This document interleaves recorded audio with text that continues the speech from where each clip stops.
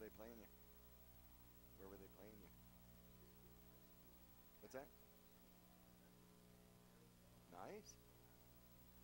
Nice.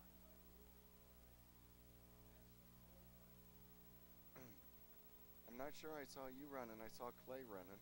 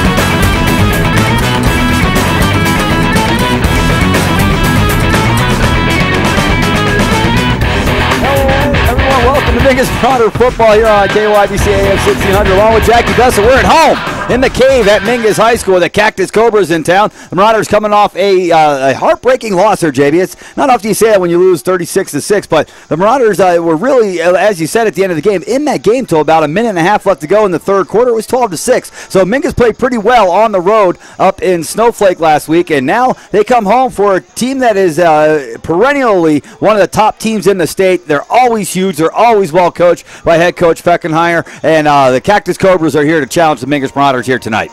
Well, Mingus ends up 5-5 on the season, missing playoffs for the first time last year. The Cactus Cobras end up 6-5 on the season. They get one playoff game, one and done. But something you noticed, and we're going to talk about it when we get into our pregame report, the number of underclassmen on this Cactus squad. A lot of them, a lot of young guys starting, a lot of huge guys on the line. And we're talking about multiple 300-pounders up there in the trenches, JB. So we'll have to see how the Marauders handle that. Of course, we're waiting for some of those 300-pounders to start growing around here. Let's go. Let's get them out here. Good start, of course. It has been 302 days since I've had a Marauder burger. Well, yeah, so we're working on it now, huh? We are working on it now.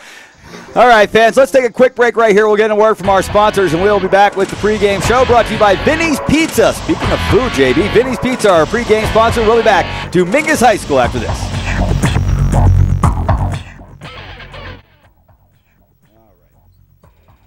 Digitel, a Verizon premium wireless retailer. Come in today for the latest from America's largest and most reliable wireless network, including nationwide unlimited talk from Motorola, LG, Samsung, Apple, and HTC. Find Digitel, your local Verizon premium wireless retailer, in the Flagstaff Mall, in Cottonwood at 960 South Main Street, in Payson at 401 North Beeline Highway, in Prescott Valley at the Glassford Hill Marketplace, and in Prescott with locations in the Prescott Gateway Mall and the shops at Prescott Gateway. The Suzy Q Market is the most convenient stop for road trips, with 1,500 beverage selections and plenty of snacks. And save on Texaco fuel with your Safeway Rewards card. The Suzy Q drive-thru window is the most convenient way to pick up those essentials on the way home. Road trips start here. With something for everyone. At the Suzy Q Market. Remember, please shop local first. Go Marauders! Taylor Waste has been voted the #1 residential garbage service 11 years in a row in Cottonwood and 7 years in a row in Sedona. Why? Because Taylor Waste always offers dependable and efficient garbage service and clean, eco-friendly curbside recycling and positive customer service. Taylor Waste offers a separate recycling container, and our recycling program is clean rather than commingled with garbage. To start service, call your locally owned Taylor Waste, dedicated to providing service tailored to your needs. You'll get more miles for your money at Reese's Tire and Automotive Tire Pros. It starts with matching the right tire for you, your vehicle, and driving habits. And continues with expert brake, alignment, and warranty services to extend the life and performance of your vehicle.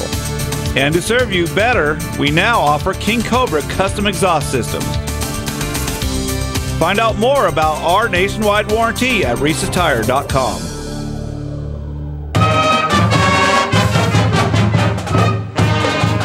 Welcome to the Vinny's Pizza pregame report. Call Vinny's now at 646-3333 and have pasta, subs, or specialty pizza delivered right away. Don't forget the garlic knots and wings. Now let's head back live to the press box. Here's Zach Calandra. Back at Mingus High School, along with Jackie Bessler, Zach Calandra, along with you. And the Mingus Marauders are leaving the field right now because the Cactus Cobra Band is coming up to perform our pregame festivities here, JB. They're going to come out on the field and perform a psychedelic version from Jefferson Airplane, White Rabbit. Ever remember the song?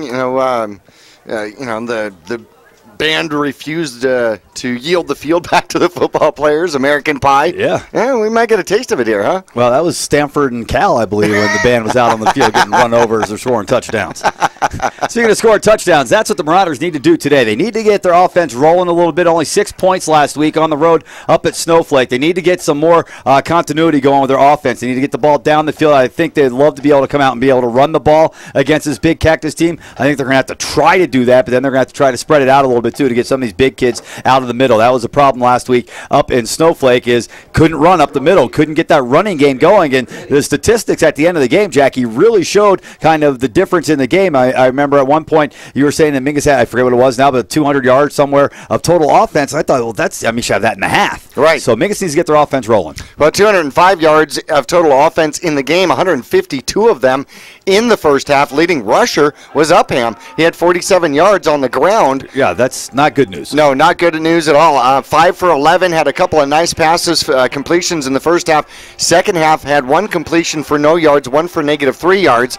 And so whatever Mingus was trying to do in the second half did not function very well. Snowflake on their own field, boy, they sure took it to the Mingus Marauders, especially in the second half. And like we had made mention, 1 minute and 50 seconds left to go, and Mingus was only down by 6, and then all of a sudden the wheels just came off the bus for the Mingus Marauders. No doubts about it, as Snowflake went nuts, ended up with 350 yards of total offense, 194 yards in the second half. So Snowflake improved in the second half, but Mingus in the second half kind of played a little bit desperate too. Got a punt blocked deep in their own territory, gave short fields to Snowflake several times in the fourth quarter. Going for it on fourth down, though. Yeah. After they got down by a couple of scores, they went for it on 4th down on a long field and gave the ball up on a short field for Snowflake, which may have padded that score a little bit as well. But you had to. I mean, you only scored 6 points. You need a couple of touchdowns. You got to go for it. That's what they ended up doing. Right. Tristan Clark, the only score for the Mingus Marauders. They went for the 2-point conversion, did not get it. Right. The only carry, I believe, for Levi Collins in that game. Only we expect to see him more tonight.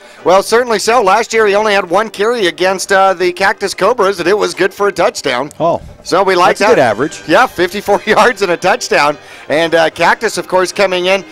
Great ground game. However, they are very persistent in the air, very consistent in the air. Very likely that we're going to see 2 different quarterbacks here tonight, one a junior, one a sophomore. Yeah, and both look like they're very good athletes. As you look over some of the stats and the sizes of some of these kids, they've got a fullback that's coming out at 210 pounds. He's a sophomore. They've got linemen, 297, 305, 310, and the small guys at 255 and 258. So this Cactus team is loaded. They are very big. And if you remember in years past, JB, it's always looked like you're going up against a small college team when Cactus would run out on the field. Well, just in pure numbers, they typically will have 78 guys on the line of scrimmage. So that makes a huge difference right there.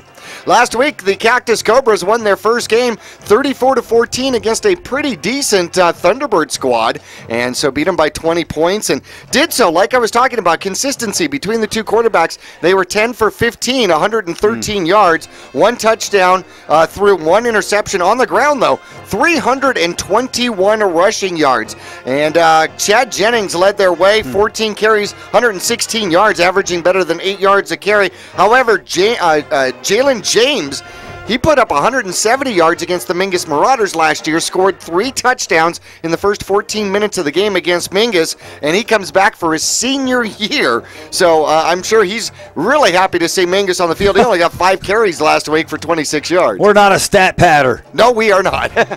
See, the Marauders are going to come out. I'll tell you what, that's one of the things that Coach Young said before the game today. We asked him about injuries and who's injured. He said the coaches' egos are a little injured right now. And that's good. The coaches feel like they need to do a little better job, get this team ready to go, and they don't put all the blame on the squad for not performing up to a victory last week, and they feel that they do a better job. The team plays better. We got a chance to win tonight. Well, certainly so. I mean, we've got some prospects, and Zach, last week we started some sophomores, which would be their first varsity feel and touch ever. I like our sophomore class. Yeah, and our sophomore class, they're going to grow, they're going to get better, and yep. And that's what we're looking for. And so they're big to begin with. We've got some size, and all the classes right now at Mingus, that sophomore class has the best size, and they are only sophomores. So over the next couple of years, they're going to get big. And I'll tell you what, this 8th grade class we have coming in, JB, CMS team at 2-0, and that's a special class coming up. This 8th grade class right now. By the time they're sophomores and they join this sophomore class, Mingus could have something going on here in a couple of years. Oh, no doubts about it. Well, speaking of big, have you seen those big old flats of pizza from Vinny's? No, I haven't, but I would like to. I haven't recently. Oh, yeah. I mean, you get one of those. And yesterday. You feed half of a football squad, a whole Mighty Mite squad. Well, I'm not sure. It feeds 2 commentators on their way to Paradise Valley next week. Of course, you can have your Vinny's Pizza delivered before the second half even begins. 646-3333, their new location. If you're still looking for them in their old location, they're not there. About 6th Street in the 89A bypass in the Clemenceau building. That's where you're going to find the new home for Vinny's Pizza. Same great pizza, new location. New location. All right, fans, let's take a quick break right here. We'll get a word from some of our other sponsors as well, and we'll be back with the Vinny's Pizza pregame report. Mingus Marauders, Cactus Cobras coming up after this.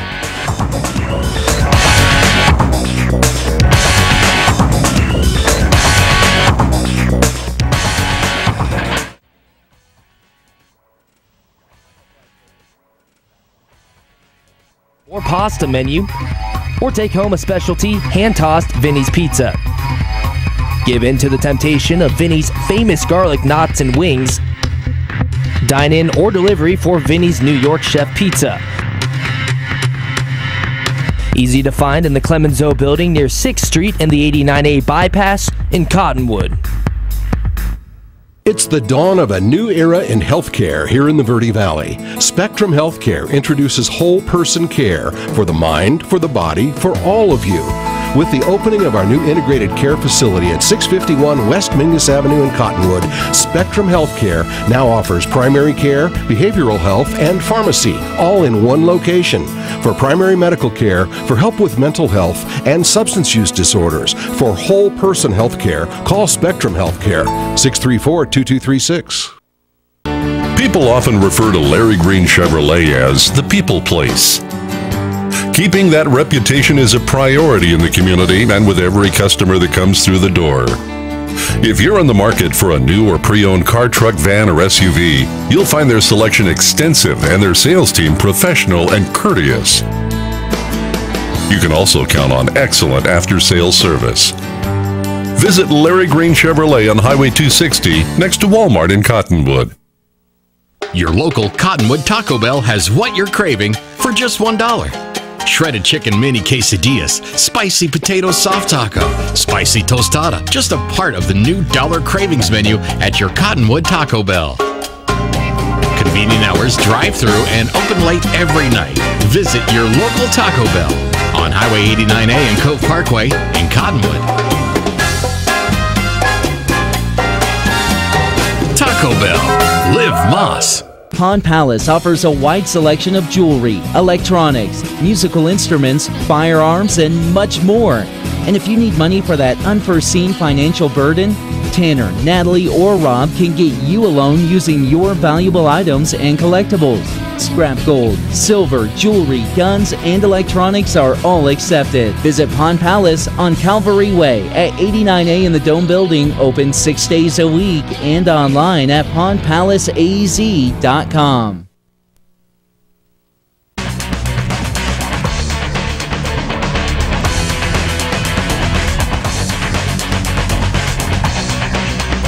Back at Mingus High School and getting ready for high school football here on a Friday night. You can't beat that in America, and that's what we've got, the Cactus Cobras here in town, one of the top teams in the state of Arizona every year. If you have a chance, come on out. Game doesn't start for about 15, 20 minutes or so there's still plenty of time to get here. Snack stand's open. They're making Marauder burgers. I mean, we're getting it going here on opening night for the Mingus Marauders. You can even swing through, pick up some slices at Vinny's and head on over and get them on the way, right? Do they have them here? They may even have them here. They may very well. In years past, I know. That is true. We'll have to find out. 646-3333. Hey, want to get into, unfortunately, our Northern Arizona Rehabilitation and Fitness Injury Report. And Jason Groth, who ran the ball pretty well, apparently, out with a shoulder injury. Josh Heath could be out for the season. I believe that could be a knee. I'm not sure. Mike Crane is out with a knee injury. Ryan Nash out with a knee injury. Hoping to get Ryan back a little bit later on in the season. We got at least a shot at that. Northern Arizona Rehabilitation and Fitness, of course, they're over just off the 89A bypass and 6th Street. And Taryn Walls and his expert team of physical therapists have been helping people for a long time following surgery, injury, or just to enhance your sports performance. Northern Arizona Rehab and Fitness, and they're located on South Willard in Cottonwood. Yeah, and I think we may take a moment here, JB, and enjoy the band from Cactus as they get ready to perform our national anthem. We've got our visiting band coming in to kick this football game off.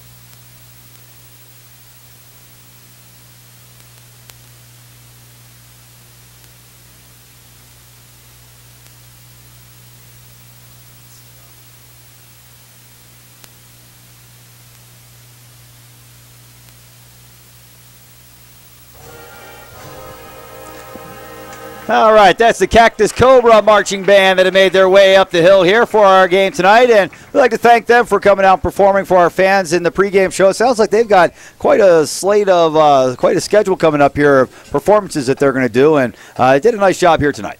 Well, they're not the only visiting musicians in town. No. Oh, no, that's right. That's nice. Hey, good segue, huh? Yeah. Rhythm and Ribs is at the Cottonwood Kids Park next to the Verde Valley Fairgrounds. And tonight, gates are already open, and they're featuring Nashville rising star Austin Webb and Sam Hunt, who has the number 8 country song on the Billboard chart, Leave the Night On, coming up tomorrow. Rising song, right? Yep, rising song. It is. In fact, this could be not right. In fact, it could be higher than 8 at this point. But it was like 200 not long ago or something, right? I mean, this song's just been shooting up the charts. It has, and Sam Hunt's written lots of other songs for other stars as well, so he's actually just starting to perform some of his own stuff instead of handing it off to other singers. Right, yeah. Coming up Saturday, we've got singer-songwriter Logan Brill, who is coming up. North Carolina's Benton Blout is going to be there. And then headliner Saturday night, Christian Bush of Sugarland. Nice. And they've, of course, the male part of the Sugarland duo, and they've sold over 22 million albums. They've done a nice job. They brought in some nice acts here this year for the Rhythm and Ribs Festival. First year that's gone country, and they've done a nice job bringing in some bands. And a rising star there in was it Hunt? Sean Hunt? Sam Hunt. Sam Hunt. Mm-hmm. Absolutely, and all of them are fantastic. I've heard some of their work. It's going to be a great show. Yeah, well, he took the Bob Dylan route there, right? All these songs for everybody else to be famous, and figure, hey, wait a minute. I'm going to start singing some of these myself. I'm going to take this one back. Thank you. Yeah, right, exactly. Yeah, a little respect for yourself out there. Well, hey, it's going to be a great weekend, and it looks like it should be a great weekend. We're worried about 1 o'clock in the morning, man. It was coming down, but it's cleared up. We've got a great night for football here tonight. We hope that it stays nice weather throughout the weekend so everybody can get out there and enjoy the Rhythm and Ribs Festival. And, man, it's going to be a great barbecue out there this weekend, too, JB. KC-style barbecue, Rhythm and Ribs Festival. It's going to be just a great weekend of eating and listening to country music. Oh, indeed, indeed. It should be a fantastic one. Hey, last year, the Cactus Cobras and the Mingus Marauders matched up for the first time in, holy cow, 12, 15 years? Was it that long? Yeah. Oh, my goodness. It had definitely been a while. And the Mingus Marauders go down last year 34-14 to the Cactus Cobras. And, Mingus did pretty decent, although in the first half, Mingus was losing at halftime 28-0. I had made mention that they had definitely put up some yardage on us during that game. One particular back who we're going to see again, Jalen James, just absolutely ran all over the Mingus Marauders last year. 19 carries, 156 yards, 3 touchdowns, all within the first 14 minutes of the game, averaging better than 8 yards a carry. And then they were effective in the air, too. They were 8 for 16, 89 yards, 1 touchdown, no interceptions. Mingus never was able to get it going, only 197 yards on the ground. And last year, Micah Navarez went 5 for 12, only 40 yards, and had an interception. So Mingus looking to improve upon their efficiency against this squad this year. Well, now we'll have to see how this one plays out, JB, because last week our quarterback, Upham, like you said, led the team in rushing. Now, I understand that he is a running quarterback. He's your dual-threat quarterback. He's your guy that's going to be able to get out of the pocket and run and make plays on the run as well. But I'm not sure that Mingus wants to have their quarterback, 1, taking as many hits as he did, and 2, being their leading rusher. You got to get some of these other guys involved. It's going to help getting some players back tonight. Zach Simmons will be playing tonight. Tyler Thagard will be playing tonight. It brings a little bit more size to the Mingus Marauders this week than they had last week. You got to give all the credit in the world. Herb Tiffany was a special player, fantastic young man, played a great game on both sides of the ball last week. Not very big. He's not going to make it through a season if he's going to be continue to be counted on to run through the middle and up in between the tackles there. The other one, Garrett Story, another great kid, a good athlete, not very big. These guys are going to be good if they can get him screen passes, get him out in the flat, get him outside, and get an edge on somebody because they've got plenty of speed. They need to get somebody that can bang that ball in there a little bit. We talked about Levi Collins last week, only getting the 1 carry. He's a little dinged up, and man, that's a shame. Spent the whole summer out here with the Marauder program. Levi bouncing around the field all over the place. He's just a smile on his face all the time. A great kid out there, and then bangs up his ankle a little bit here, and he's out. He doesn't play much last week, and they don't know he's going to play a whole lot more tonight. Although Coach did say expect Collins to carry the ball a lot more tonight. Well, he only carried it once last week, so a lot more could be 2 or 3, right? Yeah, certainly could. He had 1 touchdown touchdown last year against Cactus. 1 carry, 54 yards, and a touchdown. Got to love that. And then last year against this squad, he was the leading tackler, too. 14 tackles in the game. And I think that's where they're more concerned with Levi. If they're going to get him out there for only part of the time, they're going to want him out there on defense. Somebody that can help stuff the run, somebody that can clog up the middle a little bit for this Marauder defense. All right, fans, you see our captains out there on the field, and the Cactus Cobras have elected to kick the ball to start this ball game. So let's take a break. We'll be back with the Mingus Marauders taking the kickoff and bringing it back after this.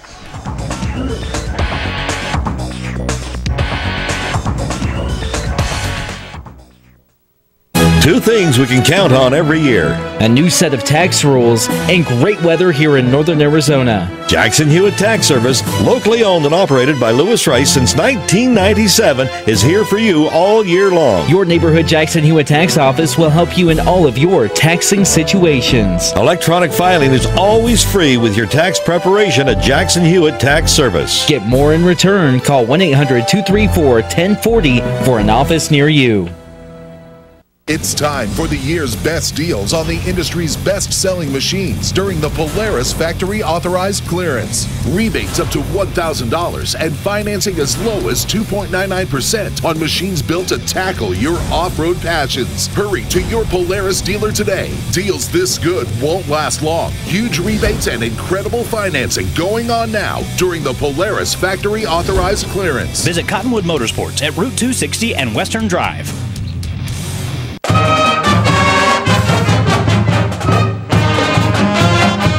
This has been the Vinny's New York Chef Pizza pregame report.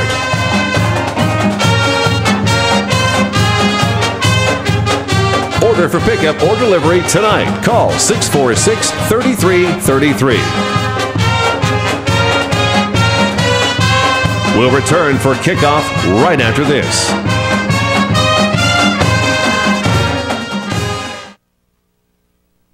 Mingus football and Vinny's Pizza go together like cheese and pepperoni. Order from the sub or pasta menu, or take home a specialty hand-tossed Vinny's Pizza. Give in to the temptation of Vinny's famous garlic knots and wings. Dine in or delivery for Vinny's New York Chef Pizza. Easy to find in the Clemenceau building near 6th Street and the 89A bypass in Cottonwood.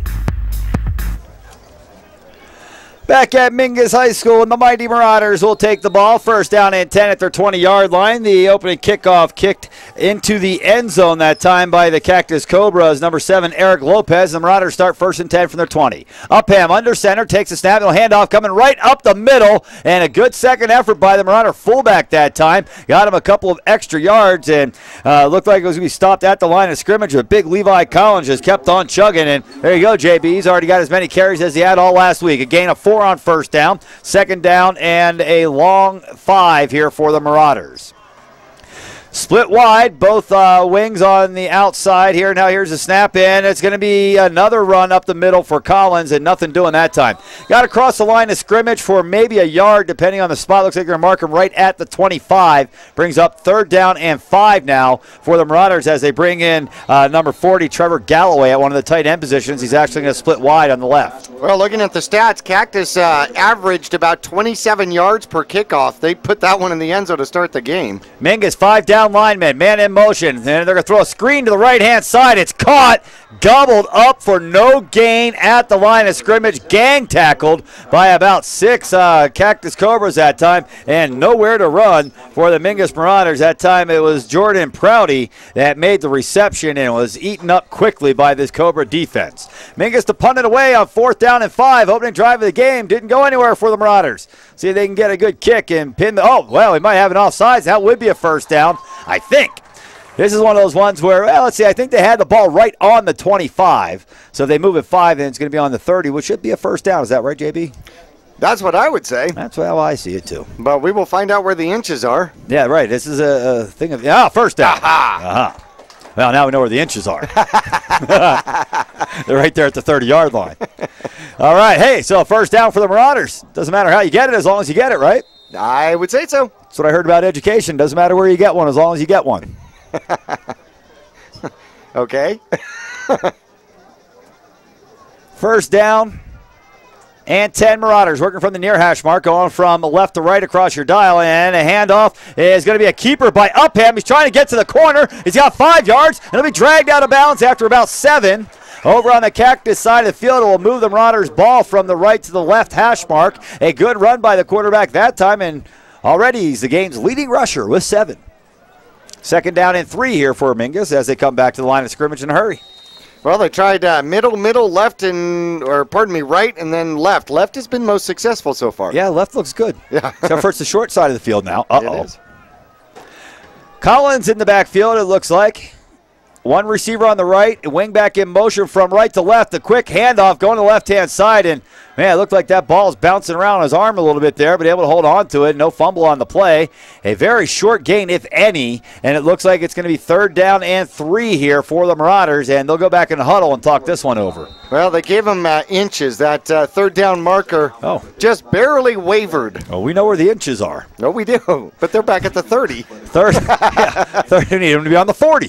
3rd down and 3 here for Mingus as they bring Zach Simmons in the ball game. Simmons, a good-sized kid, a junior, 6'4", 210, one of the bigger Marauder players. Here's a snap. Upham with a quick release to the right-hand side. Has it out to Galloway. Galloway gets hammered as he catches the ball. Looked like he got one of those Jimmy Superfly Snuka flying elbows across the field there, JB, and was able to fight that one off and went down after the 2nd contact, but the Marauders still 2 yards short of a first on 4th down. Now it's time for the offsides, right? Yeah, we'll take one of those again. Upham, the quarterback, also going to play punter here for Mingus. Man goes into motion from left to right. Here's a snap, and Upham will shank it off the side of his foot, and we may have one of those 7, 8-yard punts. Let's see, they were at the 38-yard line, and they are going to mark 11, it 10, 9. A 9-yard punt. So Cactus will take over 1st down and 10 at the Mingus 47-yard line. I read the script. It didn't start that way. No. No. It's a touchdown somewhere in there, I thought.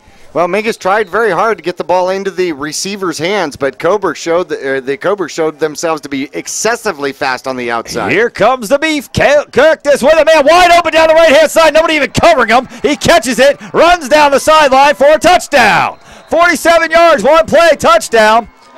Kind of makes you wonder who was covering that guy. He was open by 30 yards, JB. You'll have to see that one again here on TV. Cactus, we didn't even get to talk about how huge their linemen are. They went one play for a 47-yard touchdown, streaking down the right sideline, and the Cobras take an early 6-0 lead. Man, they saw something on the Marauder tape or something because Mingus was way out of position on that one. That kid was open by 20 or 30 yards, Jackie. That was Matthew Eberhardt.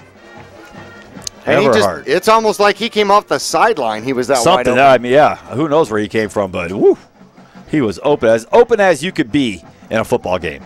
Oh, now Mingus is way offsides on the extra point. Now, Mingus in years past would now go for it.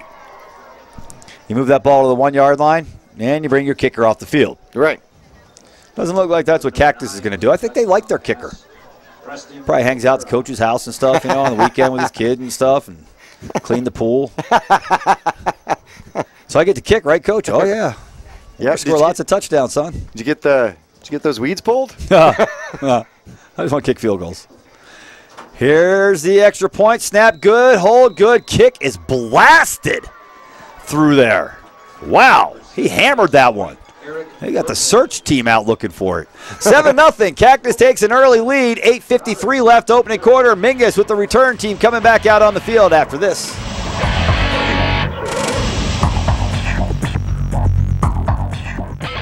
It's time for the year's best deals on the industry's best-selling machines during the Polaris Factory Authorized Clearance. Rebates up to $1,000 and financing as low as 2.99% on machines built to tackle your off-road passions. Hurry to your Polaris dealer today. Deals this good won't last long. Huge rebates and incredible financing going on now during the Polaris Factory Authorized Clearance. Visit Cottonwood Motorsports at Route 260 and Western Drive.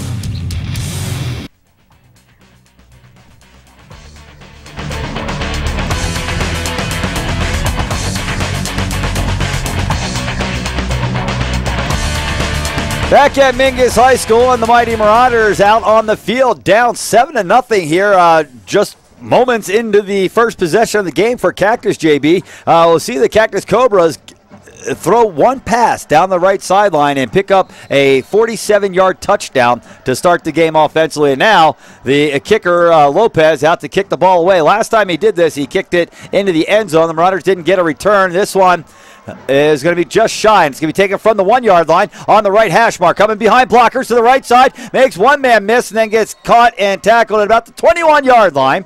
And the Marauders will start with the ball at their own 21. The ball is returned that time by Tristan Clark. Let's take a chance here and look at that touchdown play by the Cactus Cobras on their first possession. You see a quarterback dropping back, looks right, has a man. I mean, he is open by 15 yards easily, right, if not more. And down the sideline, almost dropped it when he caught it, and then bobbled it, caught it, almost stepped out of bounds, stayed in, and it's 7-0 Cactus. 1st and 10, Mingus. Clark in motion from right to left, and the Marauders will hand off up the middle to Collins, and he'll bang his face mask in there against a bunch of Cobras, white jerseys, and be wrestled to the ground after a gain of about 5 yards, it looks like. A pretty decent run out to the 27-yard line. Well, going back to that touchdown pass, Zach, I did not see a corner out there. I believe that we had an uncovered receiver on the far end. And it probably just a broken play. He probably just did the, hey, shh. Yeah. You know? Yeah. And they probably had to run up the middle call and he said, nobody's guarding you. And you yell at the quarterback, throw it to me. Oh, fumble by the Marauders. Upham is able to jump on it. I think he was looking to hand that ball off and then pull it back and bootleg with it, JB. And he went to hand it off. And the running back ran into it and knocked it out of his hands. And Upham, smart play to just jump on it, not try to do anything spectacular at this point. Just save the possession. It's 3rd down and long now. Not 10, about 9, however, as the Marauders all look to the wristbands and head to the line of scrimmage. Well, Mingus could use a first down here on their own reconnaissance here, JB. They need to do it here on their own, through the air, on the ground, something. Here's a snap. Up him, rolling, throwing. He's hit as he throws, and the ball is loose. Mingus comes up with it.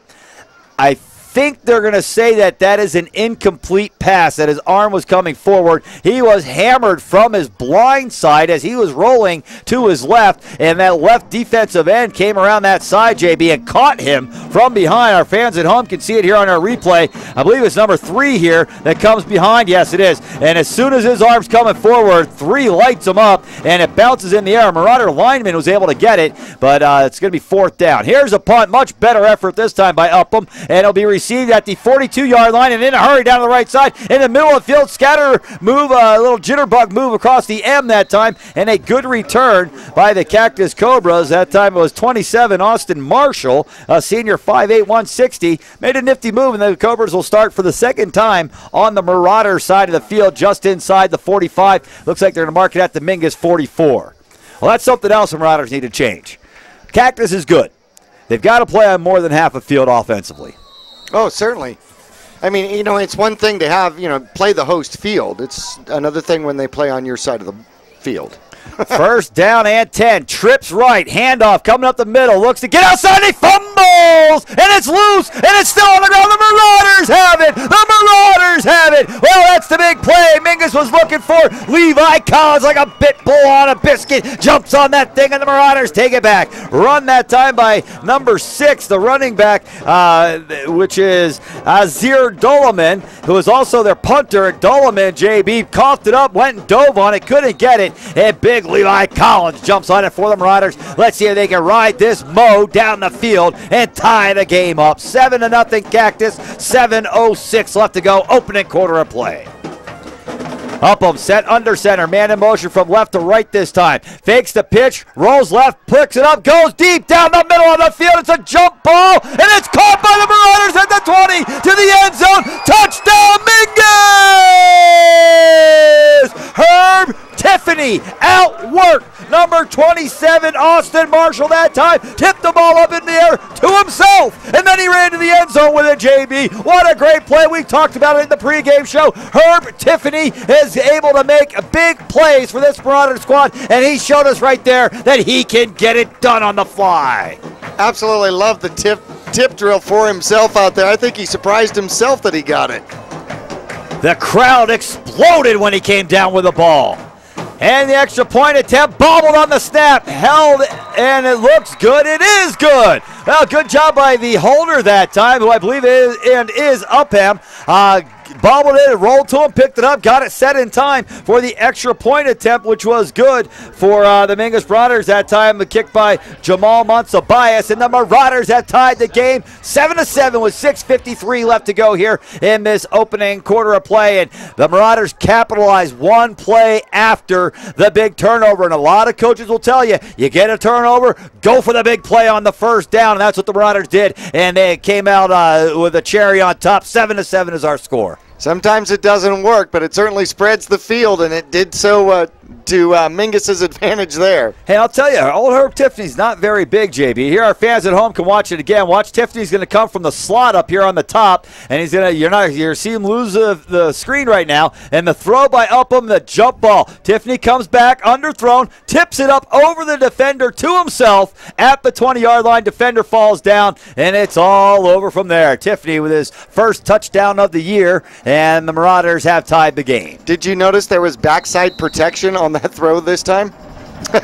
He got some blocking back there this time. Monsabias to kick off, and it's received at the 8-yard line, deep on the sideline, bringing it back to the middle, and he's breaking tackles down the middle. Marauders will finally catch him, and bringing down Chandler Jennings that time was like the third tier of the Marauder kick return coverage, and they were able to bring him down, but not before another good return, and, well, they've got it at about the 33-yard line, so to the Marauder defense, whew, we got a pin deep.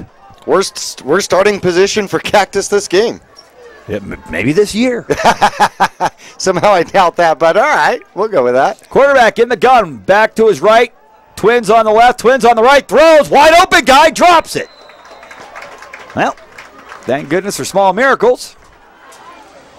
Just a quick little 3-yard out there and had to get picked up by the linebacker, had him beat to the outside. Chad Jennings, that's your guy. Is that the guy you talked about earlier? Yep, he had a couple of receptions. Yeah. Well, actually, last game, he was the big running back. I don't know that he's your guy, but it's the guy that you were talking about. No, I was talking about your guy's Herb Tiffany. Yeah, my guy's Herb Tiffany. It's James that did 156 yards of damage to us. Here's a snap, and they're going to run an end around, a delayed end around, coming to the wideout, number 80 that time. That's Xavier Villarreal, and Villarreal, one of the smallest guys on the field for Cactus, 6 foot 166 junior, and Villarreal is brought down for no gain. Well, he may have had a yard. Looks like they're going to mark him out there at about the 35. That's about a yard. So it's 3rd down and 9 for Cactus. Mingus feeling pretty good. Got to stop him here, though. Quarterback in the gun. Here's a snap. Looking left. Throwing left. Has a man on the left, and he's hit and brought down to the backfield. Good play by the Marauder defense. Who's at the gut there? It looks like it's 22 for Mingus. We'll have to look and see it, and it is Orlando Machado, 22, that comes up with a big play in the backfield. And again, they went to Doloman, and Doloman's got 2 touches, one for a fumble and the other for a 4-yard loss. Well, Doloman's got almost now he's 8 out the inches. punt. He's got like 8 inches of size on Machado, and Machado just would not let go. Nope. Chop you down, Machado. Tiffany back to receive the punt. Good snap. Doloman gets off a decent punt. He's got good hang time, and it looks like the Marauders are going to get away. And it will take a Mingus bounce to be down at the 31. So, hey, the field looks short to the offense. The field looked long to the defense. Things are starting to look Mingus Marauder way here with 5:28 left to go in this opening quarter of play. It's 7-7. Each team has been in the end zone once. The Marauders were able to capitalize on the only turnover of the game. Exactly. Well, Mingus coughed the ball up a couple of times last week. And They'll kill you. Oh, absolutely. Snowflake did not turn the ball over at all. And right now, Mingus leading in that category. Turned it into points.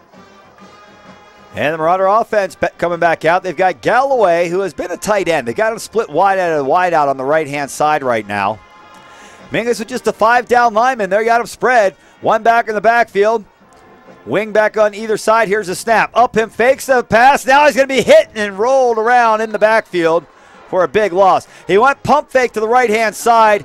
Somebody completely whiffed on the defensive tackle from the left side, and he went flying through, and Upham, by the time he brought his hand back down from the pump fake, tried to roll, and he got wrapped up and hit for a big loss. Loss of about 8 on the play. It was Xavier Villarreal. On the far side of the field, yeah, I think he may have come in from a corner. Or was it 90? Yeah, it was big number 90, a defensive tackle there. That would be Brandon Jordan then.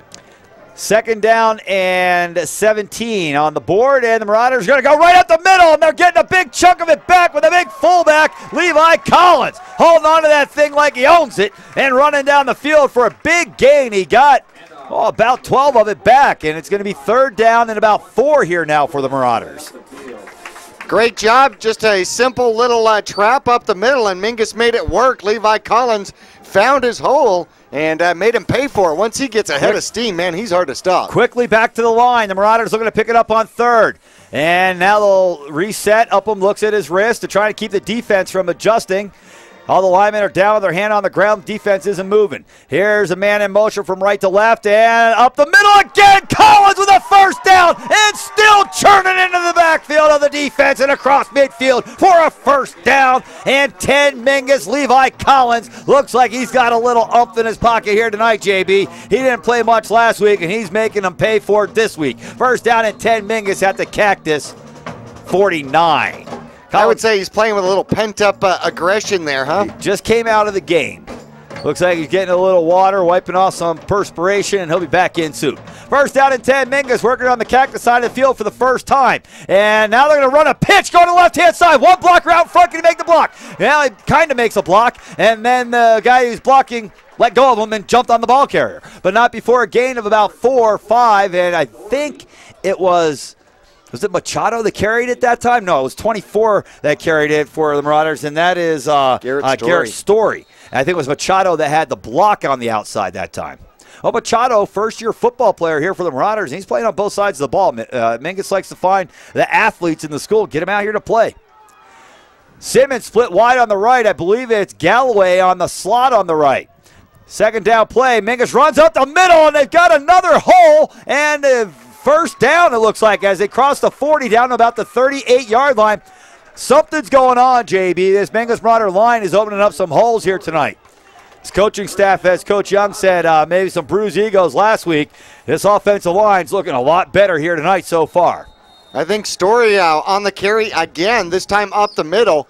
Got a slot crackback block out there and actually disrupted the tackle attempt. First and 10 Marauders, man in motion from left to right. And now Upham, dropped back to pass and just got completely leveled. Blindside that time. Hit coming from Alex Rivas. Never saw it coming, JB. Nope. Took about a 5-step drop, looked up the field, and got hammered right in the numbers from behind. Well, second sack. They had 4 sacks last week against Thunderbirds, so they bring it. This Cactus has always brought it. Yes, they're blitzing from somebody. No doubt about it. Well, the last time that they had a sack, the Marauders picked up a big run right after that with Collins, who I think just went back in the ball game, and he's in the backfield now. I think. Waiting the snap. Here it is, and they'll fake the handoff. Now hand to the second man through. He's hitting the backfield and spinning and spinning. He's like a Tasmanian devil. He just kept spinning until they finally found him and brought him down. Gained him about 6 or 7 on the play. Nice run that time. You got to appreciate that. It's Tristan Clark, the youngster, getting in there and making something happen. He's a junior, 5'8", 160 pounds. And it's like a little spinning top in there, JB. He just kept spinning. You know, he really would look like one of those tops from the Cracker Jacks if he had a tie-dye shirt on. Right? Yeah, that'll be the day, huh? The tie-dye uniform. Third down and 12. And Upham is going to roll, and now he's in trouble. Looking for a block, and he got a block, but he's not going to be able to stay in bounds. It looks like it's Machado again. Came over and just leveled. Cactus Cobra is now just getting up and hobbling back out on the field.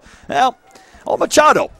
Orlando Machado, JB, 5'6", 180 pounds. We saw him hit a bomb last year in a playoff game the Marauders had, and he's bringing it.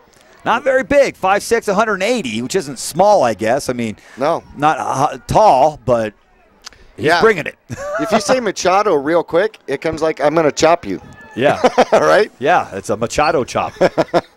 Fourth down, Marauders going to go for it. 4th and 6. Here's a snap, and up him on the option. Pitches right. They need a block. Got a block. Can he get outside? Yes. Clark has a first down. A flag comes in, and that's not going to matter. That's going to add on to it. It's going to be a face mask and a good block out on the outside, JB. I get too worried watching the guy running with the ball to see who got the block. It was whoever the wideout was on that end, but a nice run by Tristan Clark, who picked up a first down for the Marauders, and now they're going to add 15 yards onto it, and Mingus pushing the Cobras around out here in the first quarter. Looking to take the go-ahead score. Well, we're at the 25, so I'm not sure. Is it going to go half the distance from the 25, and it's going to go to the 12 and a half? Yeah, he's running down sideline now, and that's where he's going, to the 12. Look at the Cobras. They're all standing up around the 20. No, man, it's behind you 10 yards. Get back there. Oh, that's it wasn't. Yeah, it wasn't a 5-yard face mask? There's no such thing anymore. I know. But it used to be. They should bring that one back. Right. All right, hey, first down and 10. That's a good thing, too, JB, at the 12. Mingus can pick up a first down without scoring. It looks like they're closer to 13. Here's a snap, and it's up the middle and about 5 yards. Didn't see who it was. I think it may have been, the Marauders of this fake it to that guy, hand it to this guy thing again here. And it's Machado with the carry. And about 5 yards. Looks like they're going to mark them down at the 7-yard line. And it's second down and 5 for the Marauders. Another quick hitter, Machado, bang, right up the middle. That's the thing about being 5'6" and 180 is you're kind of one of those bang up the middle guys. This is what Coach Young said. We changed some personnel. That's one of the changes. Machado didn't run the ball last week. Not like this. Nope. Second down play, man in motion from right to left. They're going to pitch, going left, looking for a block. Clark got a block, but the man releases and comes in to make the tackle, but not before a good run. Now following that block on the inside and really close to a first down. I think they may be just shy by about a length of a football. It'll be third down and real close here for the Marauders. Nice run that time by Garrett Story. Tristan Clark made the block for him to get inside. He was going towards the corner. Clark blocked his man outside. Story cut it back in and was able to get real close. It's third and short. Well, you got to make a quick decision on that, and he went. Who's in the backfield? Collins. Ooh. Well, you have to make a decision on which direction you're going. I think he chose right. 3rd and 1. And they did not get the play off before the clock went off, and that it looked like they faked it to Collins, and Upham was going to run to the right. You hate that. You're showing what you're going to do. Now either you run the same thing, which you probably don't, or you have to change it to start the second quarter. Nonetheless, 7-7 is our score. End of the first quarter. The Marauders have it. 3rd down and 1 at the 3-yard line of the Cobras. We'll be back to Mingus High School for the second quarter after this.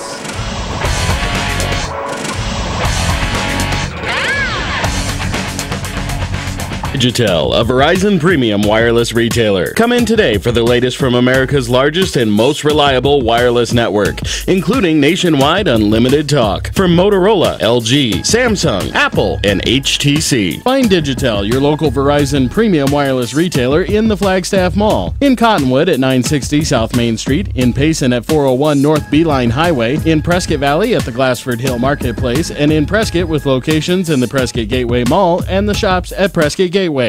Mingus Football and Vinny's Pizza go together like cheese and pepperoni.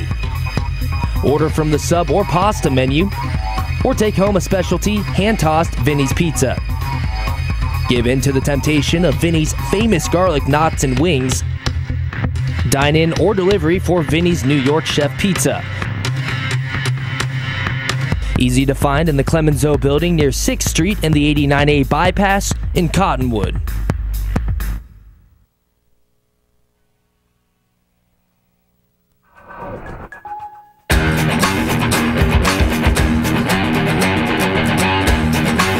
Back at Mingus High School, 3rd down and 1 for the Marauders, and they're going to run the same play, and it's going to be Upham taking it right off this guard that time, and you see the guy in the back of the end zone with his hands up in the air, looking like he's saying touchdown, but what he's saying is first down, I think, or stop the clock is what he wants to do. And maybe they don't. They're just going to say 4th down. Huh. Apparently he didn't get it. He was doing the YMCA. Yeah, well, we don't do that here. Yeah, knock it off. 4th down and 1. The Marauders going to go for it. They got big Levi Collins in the backfield. See how they run it through there with the big man. Collins up the middle. He's not going to get it. He's not going to get it. And the Cobras are going to hold on downs, and they're fired up now. However, they will take over deep in their own territory. And Collins hit that line, JB. I'll tell you what, the guard and the center are both sitting in the quarterback's lap. When he hit the line was 2 yards in the backfield. Not much you can do about that. No, not if you're the running back. No, you run to your hole and the hole's not there. It's about 8 guys standing there, about 1,400 pounds. Well, Cactus did a 6-man defensive line and tried to fill all gaps. Did a great job with it. Mingus need to try to get to the outside. Quarterback in the gun in the end zone, and he's going to fake a handoff and then run all the way out to the 10-yard line. Good carry that time. He faked the handoff, starting out in a shotgun about 3 yards deep in the end zone, and Preston Guerra is able to pick up a good chunk of yards on first, bring up second down and short, and the Cobras now away from their back in the end zone. Now Guerra's going to throw, and oh boy, threw it behind his receiver that time, intended for William Ura, and was behind him, and a Marauder defensive back actually had a better chance at catching that one, JB. Man, we would have liked that, huh? Oh, yeah. Pick 6. Oof. Yep. There we go. We could take that. Well, yep. Mingus will get another shot at it. 3rd down and 1. Here's a snap, and the quarterback's going to hand off, running left. And no, he's not going to hand off. He's going to keep it himself, running left. And he'll have a first down as they're going to mark his progress out to about the 16.5-yard line. That'll be plenty for a first down. They only needed to get to about the 14. You're going to mark it right on the 17 now. First down and 10 Cobras, who are quickly back to the line of scrimmage to take the snap. 10:40 left to go in the opening half, tied at 7. And looking to throw, looking deep, going deep down the right side. His man comes back for the ball, and a play made by the defense knocks it away as the ball comes down. Good job by the Marauder defensive unit that time. That was Juan Ruiz on the corner, a sophomore, 5'8", 150 pounds. He waited for that ball to get to the receiver's hands. Ball hit his hands. Ruiz jacked him in the back and knocked it loose, and now it's 2nd down and 10. Well, that'll go under a pass defense. 2nd down and 10 play. Trips on the right. Quarterback flushed out of the cut, and he's intercepted at the 12 to the end zone. Touchdown, Mingus! Orlando Machado picks up the big 6. Pick 6 that we just talked about. How about that young man, JB? He's having a great game here tonight. Orlando Machado picks it off at about the 12, runs it into the end zone. Touchdown, Marauders, 13-7. Mingus takes the lead with 10:25 left to go here in the opening half of play. What a big play by Mingus. 2 takeaways, 2 touchdowns to capitalize on the miscues by the Cactus Cobras. Absolutely beautiful. Went way up for it, caught it over his head, and then had the wherewithal to weave his way to the end zone. Here comes Matsabayas to attempt the extra point. Marauders running a guy out on the field late. Kind of don't want to not have your left tackle out there when you're attempting an extra point. Here's a snap. Good snap this time. The kick is up. The kick is high and very far and good. The Marauders lead 14-7 with 10:25 left in the second quarter. We'll be back with a Mingus kickoff after this.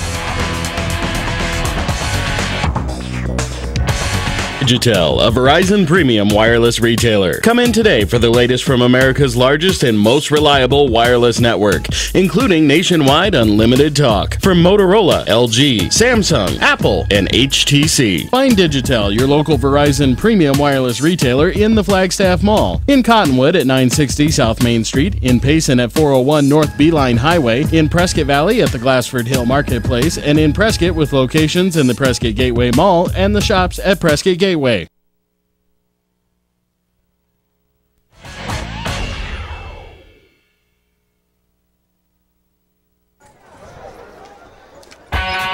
at Mingus High School, big play. Orlando Machado pick 6, and the Marauders take a 7-point lead. 14-7 with 10:25 left here in the first half, and Mingus will kick off again. Well, great job. 23-yard interception returned by Machado. And when was the last time we led against Cactus?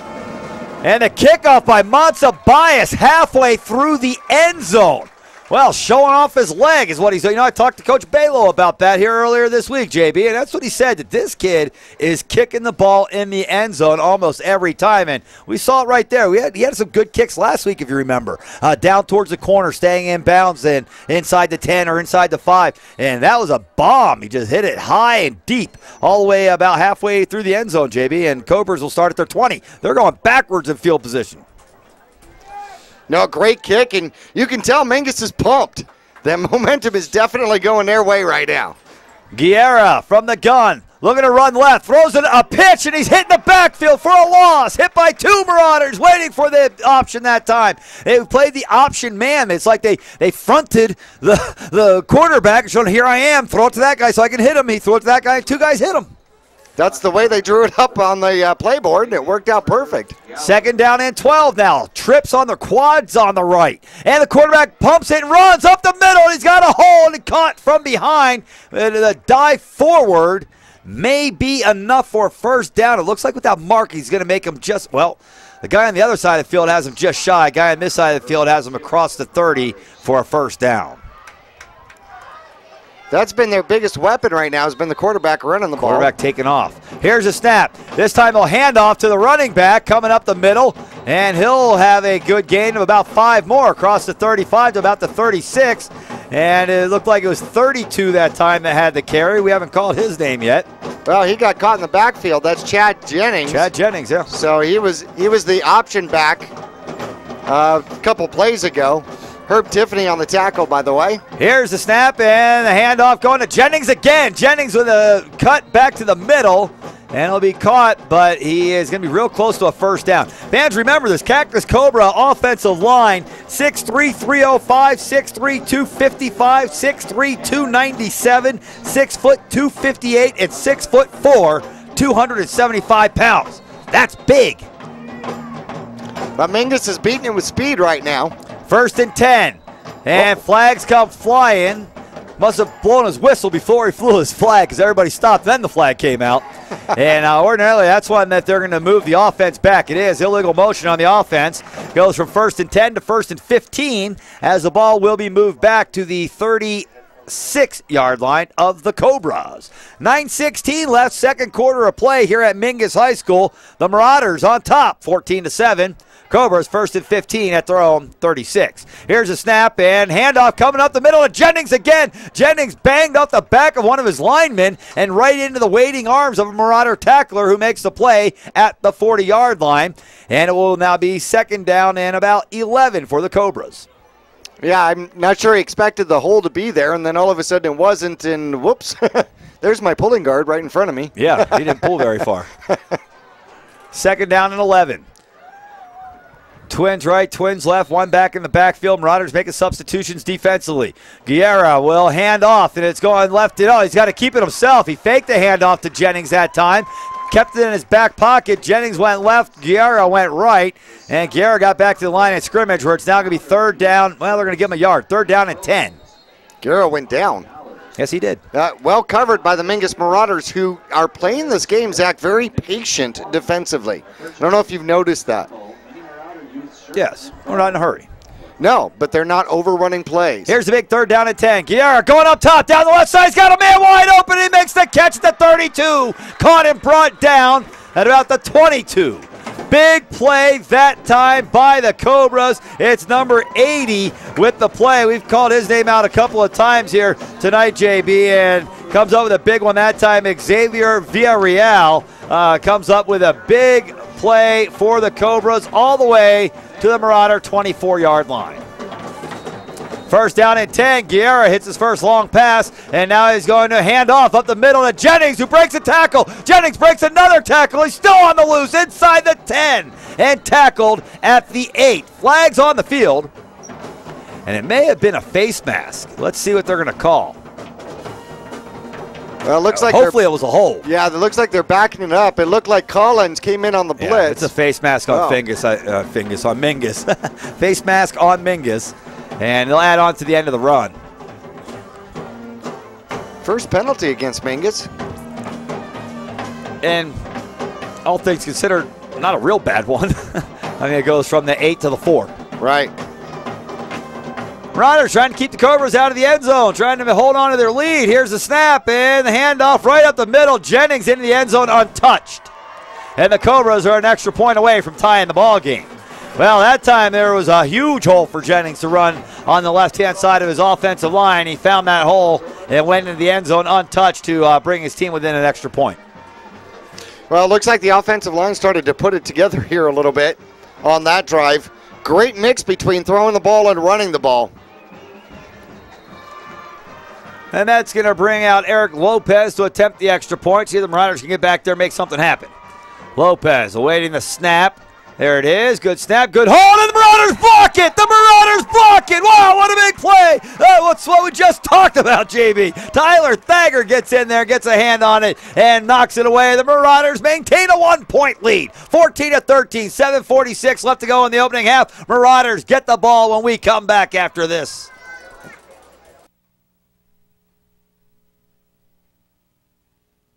Since 1993, Rice Accounting has been assisting Verde Valley residents with their tax returns. A proud part of the National Jackson Hewitt Tax Service, Rice Accounting can prepare all state and federal returns. They can file electronically or prepare paper returns. They're open year-round to assist you with personal and business taxes, quarterlies, payroll, and account services. Please come on in to Rice Accounting Jackson Hewitt Tax Service.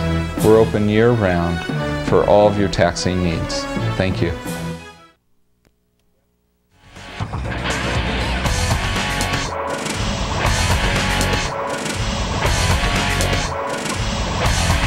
Back at Mingus High School, well, the Marauders have a lead, 14-13 after blocking the extra point attempt by Eric Lopez. And now they're set deep to receive, one man deep to receive for the Marauders. They may be expecting something up on that line. They do kick deep and to the end zone where it'll be a touchback. We'll get two kickers that have some decent legs here tonight, JB. These guys are kicking the ball in the end zone. That brings the Marauder offense back out on the field, leading by a point. 7:46 left in the opening half. Let's see, if we had to script this, JB, it would take 7 minutes and 45 seconds to get into the end zone. And the clock keeper let that last one tick away. No, you run one down, intercept and run it back, and then run out the clock, right? I like your script. Mine's a little longer. There's only 7:46 left. That's a lot of time. It is. All right, so the Marauder offense is back out on the field. Machado in the backfield. Upham set under center. Two backs in the backfield for the Marauders. Machado with his hand down. He makes it the fullback. Here's a handoff. No, it's going to be Upham. Looked like he turned around to give it to somebody. I think he wanted to give it to somebody that time, and turned around, they weren't there. So he just ran for whatever he could get, and it was good for about 4 yards. Brings up 2nd down and 6 now for Mingus. Don't you hate that? And for a split second, you got to worry, did I screw up the playbook or did somebody else? But it worked for 4 yards. Well, yeah, that's actually the play. Yeah. Pretend to be confused and run the ball. Oh, I remember that play. 2nd down and 6. Man in motion for the Marauders from the right to the left, and handoff coming up the middle for Mingus, and I'm not sure that he handed it off. It may have just been Upham again. And no, it looks like it's Machado that got the carry that time. At least he is the last guy to get up off the ground. Now they're saying it was a quarterback keeper, so it was Upham. He must have just fallen on Machado. Right, Machado was lead blocking, and, well, yeah, you can get to the bottom of the pile that way. Here's a big 3rd down for the Marauders. We talked about running out the clock, and we weren't kidding. 6:35 left to go in this opening half. Mingus with 3rd down and about 4 from their own 26-yard line. Man in motion. Here's a snap, and Mingus will look to run it on a delayed draw. And wow, nice second effort after the contact. Carried a big fellow with him, but I believe Story is going to pick up a 1st down. He does, across the 30-31. That was a huge 1st down gained by the Marauders on 3rd and medium, and Story just kept churning his legs until, big number 92 rode him to the ground, but it wasn't before a big 1st down for Mingus. Well, if you're just tuning in from Rhythm and Ribs out here, Mingus hanging on to a 1-point lead, 14-13. Mingus drove the ball once and scored on an INT return, and now trying to extend their lead, they will not get the ball in the second half. That's right. Awaiting the snap. Upham takes the snap. Hands off to the first back. Throw it out to the races on the left-hand side. Machado's got a big hole. Machado across midfield. Well, the Marauder fans are saying, hey, I like this Machado guy. As he picks up a huge run down to the 46-yard line of the Cactus Cobras. How do you stay in bounds that long? I'll tell you what, JB. The Marauders have found something here in Orlando Machado at fullback. This kid runs like he means it. He runs like he's aggressive and he wants to hurt you. Oh, yeah. Yeah, he used to run the bases that way, too. The Marauders found something here in this kid, JB. We didn't see him last week. They knew they needed to get bigger and stronger running up through the middle, and this kid's only 180 pounds, so he's built like a fire hydrant. They still have those? Yes, they do. Oh, good. And here's another handoff going up the middle for Mingus, and this one hole closes a little quicker. It's Machado again. Hey, keep going back to the well. Machado got 2 that time. It's 2nd down and 8. But the clock is churning down to 5.5 minutes. Mingus certainly, if they're not able to score, wants to leave Cactus with a long field and not much time to work with. Well, number 82, Noah Martinez out there on the line. Machado, he grabbed Machado, and I wasn't sure if Machado was going to rip his arm out or not. Well, you try. Oh, yeah. 2nd down and 8. Marauders with an offset line and a big hole on the left-hand side and a 1st down. Man, the quick hit smacked you right upside the head and run by you. And the Marauders pick up another 1st down. That time the run by Garrett Story again. And he'll have about 9 more yards and a 1st down for Mingus. They're going to mark him at the 35-yard line. Did he come off that 3-back, that wing position? Right on the left. Oh, my gosh. Handed it to him quick, and he took off. I mean, that is the quickest way to get to the 8-hole, right? Straight line, man. He was going fast, too. He was. 1st down and 10, Mingus. Under 5 minutes to go in the half. Defense stunting around, moving all over the place. Mingus looking to hand off up the middle, and I think it's Machado again. And you know the nice thing about this, JB, and Machado being so effective running the ball, is you don't have to count on Levi Collins being out there doing this dirty work up the middle, and he can be a little more fresh on defense later in the game. Or it might be Collins' turn in the third quarter. Running hard against his big defense in the 3rd quarter while Machado's taking a break. Right, exactly. Boy, it's nice to have that option. 2nd down and 10 as Marauders head back to the line of scrimmage. 4:15 left to go in the opening half. 14-13, Mingus with the lead, driving at the 35-yard line of the Cobras. Here's a snap, and Upham looking for somebody to hand it to. Now it's fumbled, and one of the Marauders is able to see it and jump on it. It's like he's turning around to give it to somebody. Nobody's taking it, and he just left it out there until the defense jumped on it. Knocked it right out of his hands, and who was it, Story that came up with it? Yeah, Story jumped on it. And you made mention Mingus has made some changes there in the backfield, and that's one of the consequences. You get a couple of plays out there where it doesn't go the way you've set it up. 3rd down and 12 now for the Marauders. I believe we're in 4-down territory on this position of the field, the 37-yard line of the Cobras. 3:30 left to go here in the opening half. Big 3rd down play again, 3rd and long. Here's a snap pitch, going wide to the right, cut back to the middle, in trouble now, breaking a tackle, and almost got free from another one. I'm not sure he's going to pick up a 1st down, but breaking a couple of tackles and had a chance to get the Marauders in 4th and short. It's now going to be 4th and fairly long. It looks like about 8. 4th and 8 will be our call from the 33-yard line of the Cobras. And the Marauders now, they'll take all their time. We're not in any hurry to get to the line. 3 minutes left to go. And Mingus will run that clock all the way down. And wouldn't be surprised they run it all the way down to 1 second left on the play clock and then call timeout. They have 3 to work with here in this half. And this is a big 4th down and 8 play from your opponent's 32-yard line. And it looks like that's exactly what they're going to do. Man, that's a funny game, football, isn't it? Let's take a quick break. 2:44 left to go in the opening half. Mingus on a big 4th down play coming up right after this.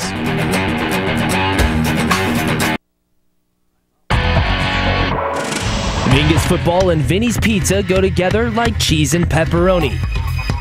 Order from the sub or pasta menu, or take home a specialty hand-tossed Vinny's Pizza. Give in to the temptation of Vinny's famous garlic knots and wings. Dine in or delivery for Vinny's New York Chef Pizza. Easy to find in the Clemenceau building near 6th Street and the 89A bypass in Cottonwood.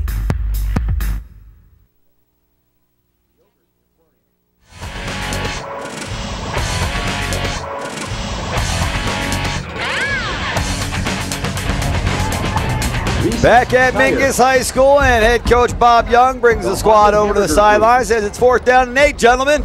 We got to pick this up. Still 2:44 left to go in the half. Got to run that clock out and score a touchdown going in the locker room. Well, time to pick a winning play. No doubt about it. 3.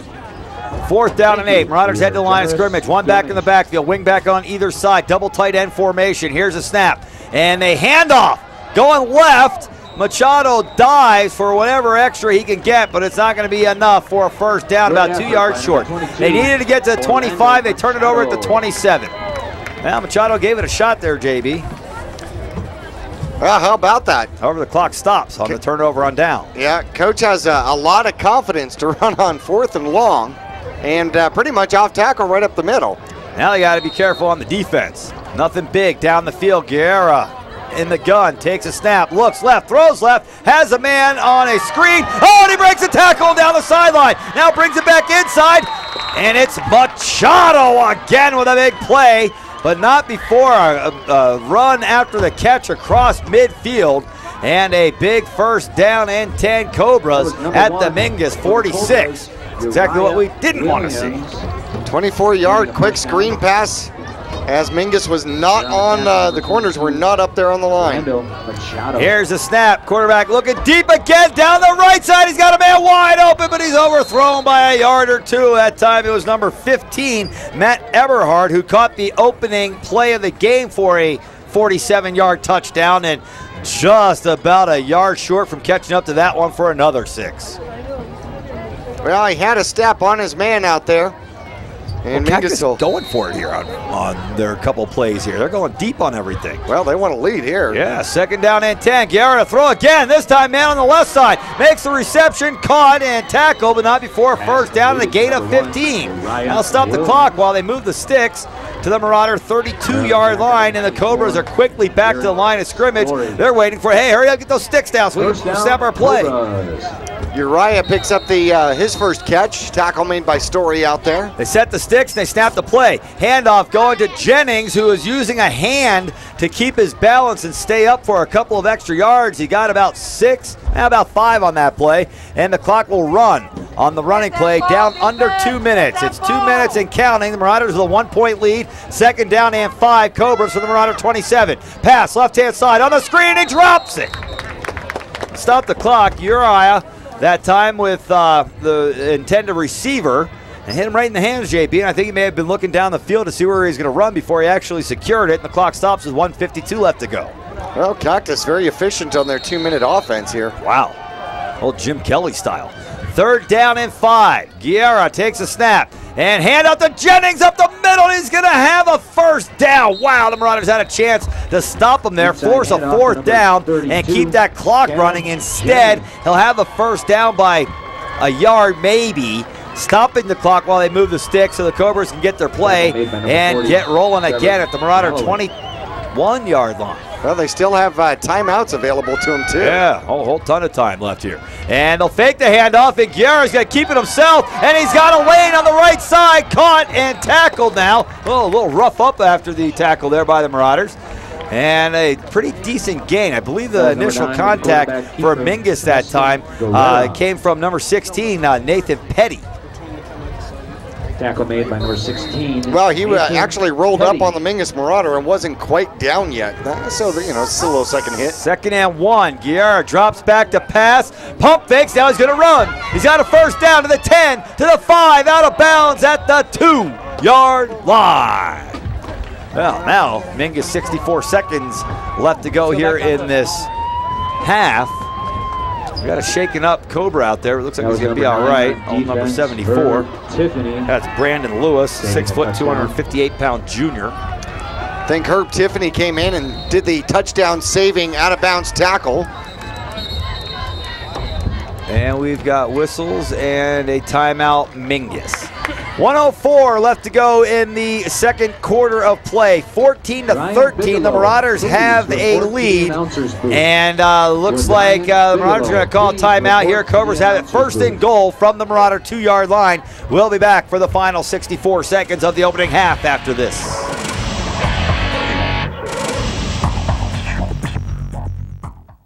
Taylor Waste has been voted the #1 residential garbage service 11 years in a row in Cottonwood and 7 years in a row in Sedona. Why? Because Taylor Waste always offers dependable and efficient garbage service and clean, eco-friendly curbside recycling and positive customer service. Taylor Waste offers a separate recycling container, and our recycling program is clean rather than commingled with garbage.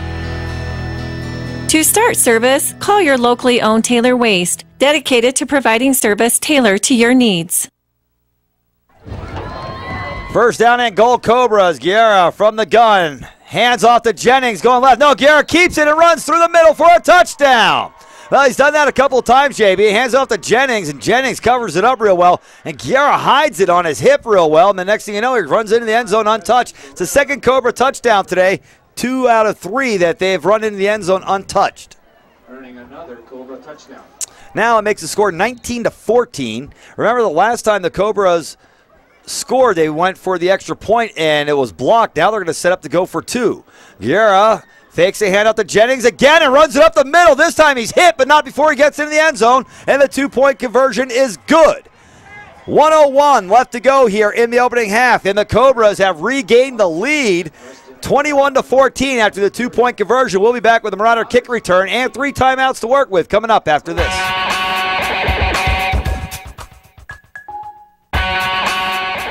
Your local Cottonwood Taco Bell has what you're craving for just $1. Shredded chicken mini quesadillas, spicy potato soft taco, spicy tostada, just a part of the new Dollar Cravings menu at your Cottonwood Taco Bell. Convenient hours, drive-through, and open late every night. Visit your local Taco Bell on Highway 89A and Cove Parkway in Cottonwood. Taco Bell. Live Moss.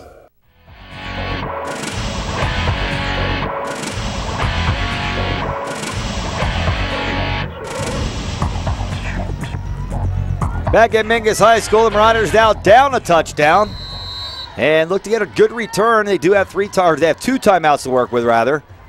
And see if they can get on the board again here before halftime. Remember, the Cobras will have the ball to start the second half. And here's the problem with getting a good return. This guy kicks it in the end zone. This one will be returned from the 2. Out to the 10 to the 15, down the right side, and into a hole. A decent return out near the 30-yard line. You have one more guy to beat, JB, and it was off to the races. That guy caught him, however, and brings them down. It looks like they're going to say about the 28-9-yard line. That's where the Marauders will start this drive with 54 seconds left to go in the second quarter of play, trailing 21-14. Perfect opportunity for Mingus to bring out their 2-minute drill. We saw it from Cactus, and they were very efficient and effective. Let's see if Mingus can return the favor. Well, they've got Zach Simmons split wide on the left-hand side, and they've got Trevor Galloway lining up at the tight end on the right side. Upham sets under center, one back behind him, double wing formation on the left. And here's a snap. Upham rolls left. Now he's going to try to run. And he gets hit in the backfield and brought down for a loss of about 4. Well, they're going to say he's down to 26, so it'll be a loss of 3. And Mingus will now call timeout with 48 seconds left and second down and 13. Number 98, Joshua Gonzalez. Joshua Gonzalez in with the sack out there. Fans, be sure to stick around at halftime. We'll have Ryan Bigelow joining us from Cottonwood Parks and Recreation, and we'll have an update from the Rhythm and Ribs Festival, JB. I hear it's a great night tonight. We've got a great crowd down there and a great way to kick off the Rhythm and Ribs Festival here this evening. Well, good lineup, great entertainment, and we'll get the inside scoop. See if we can talk him into some VIP Hey, maybe we'll have to make it the Rhythm, Ribs, and Ice Cream Festival next year. Then we can really get the inside scoop. Just a suggestion. Just a suggestion. An ice cream guy myself. That I understand that. I think your daughter agrees. She knows. Yeah. Second down and 13. The Marauders come back out onto the field as the Cobras now will come back off of their sideline. 48 seconds left to go here in the first half. Mingus trying to tie this thing up, JB. We saw Mingus hit a big strike earlier in the game when they went to Herb Tiffany on a long pass, and he was able to tip it away from the defender and score. Let's see what they do here. Here's a snap, and they'll fake the handoff. Upham looked like he was going to try to pitch it that time, but everything closed in around him, and he didn't have anywhere to pitch it to. He just kind of tucked it and got swarmed over for a loss of 1 more, and the Marauders will call timeout again. with the ball now 3rd down. Well, they're going to give them progress back to the line of scrimmage, it looks like. They're not going to move the stick. It's going to be 3rd down and 13 for Mingus with 42 seconds left in the half. Let's take a quick break right here, and we'll come back with the Marauder play coming up after this.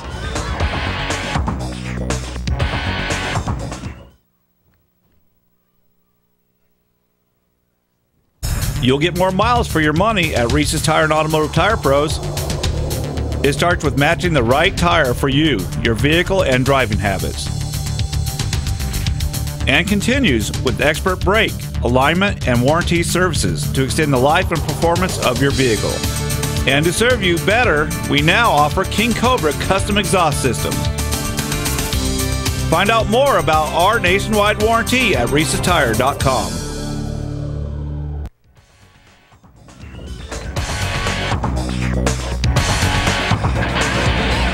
Back at Mingus High School, that big red line hovering over the ball. And we have a ball thrown out on the field from over on the Cactus sideline.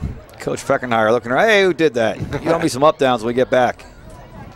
You got wind sprints. Everybody else going home. You're running. We were practicing kicking, Coach. Yeah, the ball girl goes, come on, please. 3rd down and 13. 42 seconds left in the half. Upham set under center.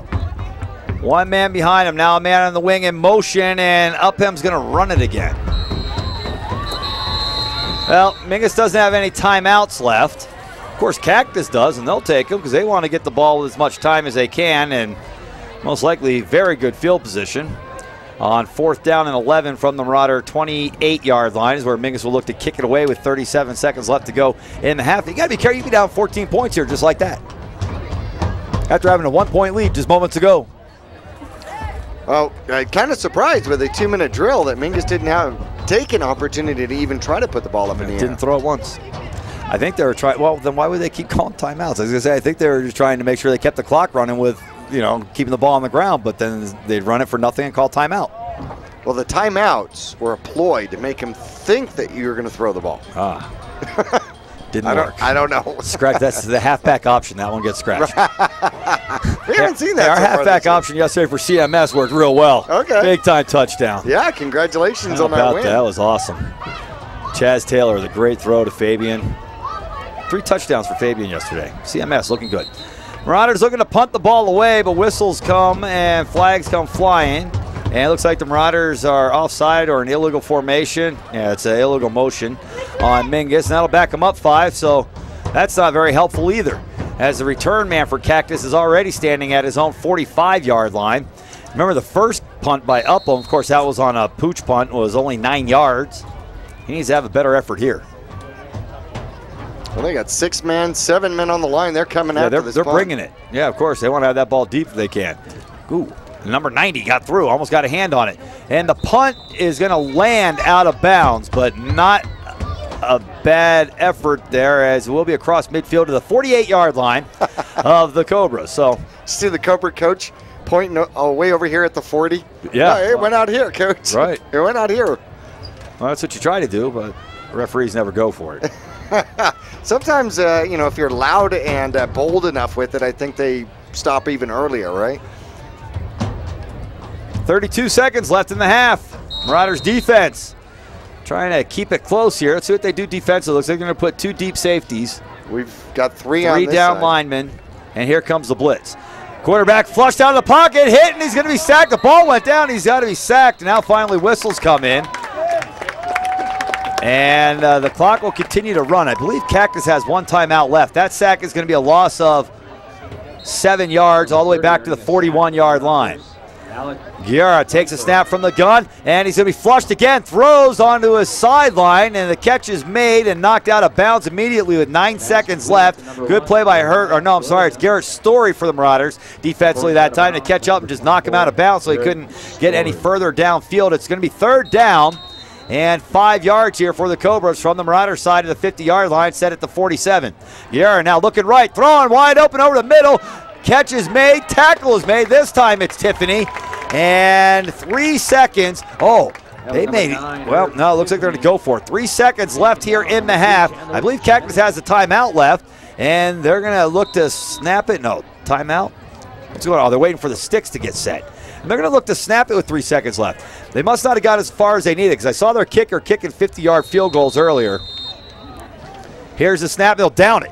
Oh, there's a second on the clock. I think they're going to say no time. Who threw a flag? They back up. Oh, what do you do that for? If it's on the defense, they get a free play. No, it's on the offense. Mingus will decline that, and that'll take us to halftime. I like our clock run, our clock guy.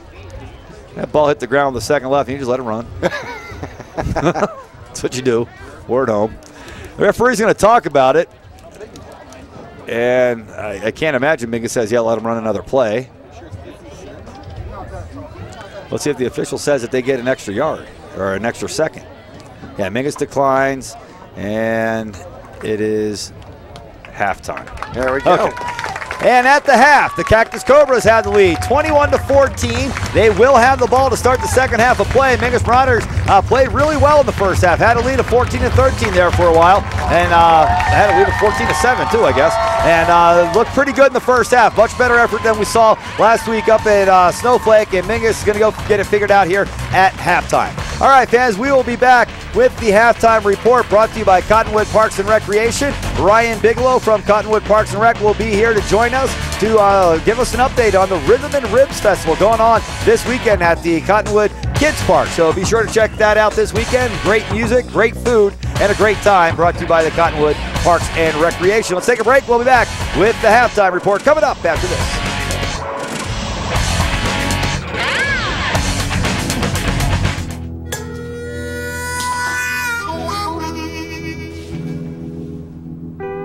Get caught buzz driving, and you could do some hard time. Craig, knock it off. Sorry, Mom. It could cost you around $10,000 in fines, legal fees, and increased insurance rates. And that could set you back a few years. Buzzed, busted, and broke.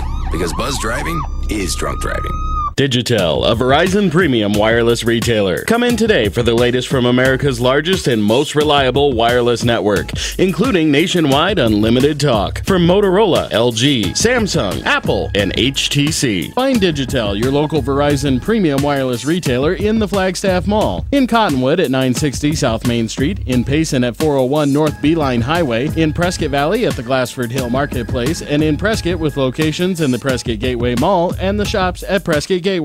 The Suzy Q Market is the most convenient stop for road trips, with 1,500 beverage selections and plenty of snacks. And save on Texaco fuel with your Safeway Rewards card. The Suzy Q drive-thru window is the most convenient way to pick up those essentials on the way home. Road trips start here. With something for everyone. At the Suzy Q Market. Remember, please shop local first. Go Marauders! Taylor Waste has been voted the #1 residential garbage service 11 years in a row in Cottonwood and 7 years in a row in Sedona. Why? Because Taylor Waste always offers dependable and efficient garbage service and clean, eco-friendly curbside recycling and positive customer service. Taylor Waste offers a separate recycling container, and our recycling program is clean rather than commingled with garbage. To start service, call your locally owned Taylor Waste, dedicated to providing service tailored to your needs.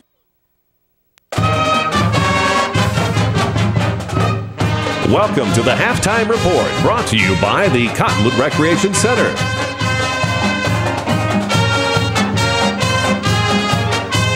In just a moment, we'll have a recap of the first half, including Marauder highlights, scores, and stats, plus an update on what's new and coming up at the Cottonwood Recreation Center. Let's head back live to the press box. Here's Zach Calandra. Back at Mingus High School here at the half, the Cactus Cobras had the lead, 21-14 over the Marauders. Cobras will have the ball to start the second half of play, so the Marauders need to get something figured out defensively. Stifle them, keep them deep, get the ball back, tie the ball game up. I like that script. That's a good one. Well, unfortunately, Mingus won't get the ball first, and Cactus has really opened it up the last couple of possessions. They have just... They have definitely done it through the air, but they've also been successful on the ground, spreading it out and then able to run up the middle when they go into a spread.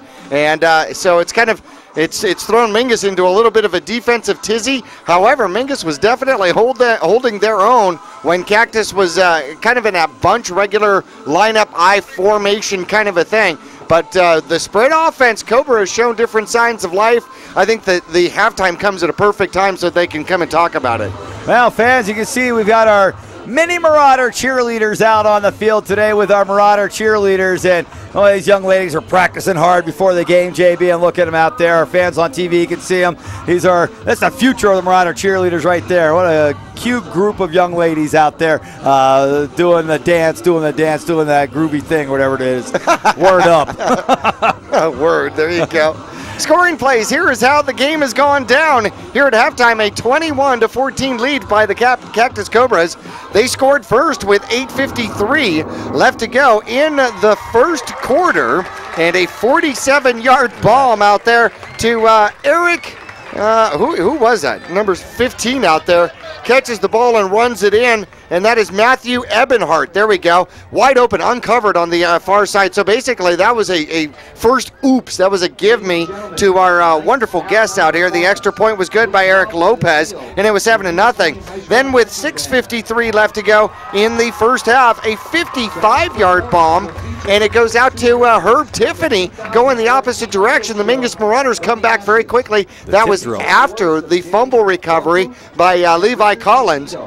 And Upham drops back. Tiffany gets a little bit of time out there. The offensive line holds up. Tiffany goes over the defensive player, tips it to himself, and gets it into the end zone. Almost started to celebrate a little early out there. Yeah, I saw somebody coming over his shoulder. Went in the end zone first. Yeah, I better do that. Montebias got the extra point, and it was 7-7. And then Mingus would go up on top with a 23-yard interception return out there by Orlando Machado. And he's getting some playing time out here. He makes it work and turns it into 6 points out there. He just intercepts the screen, read it, and came out, knew where the ball was going, weaves his way into the end zone for the touchdown. And Mingus was up at that point with the extra point, 14-7. And then the Cobras came back.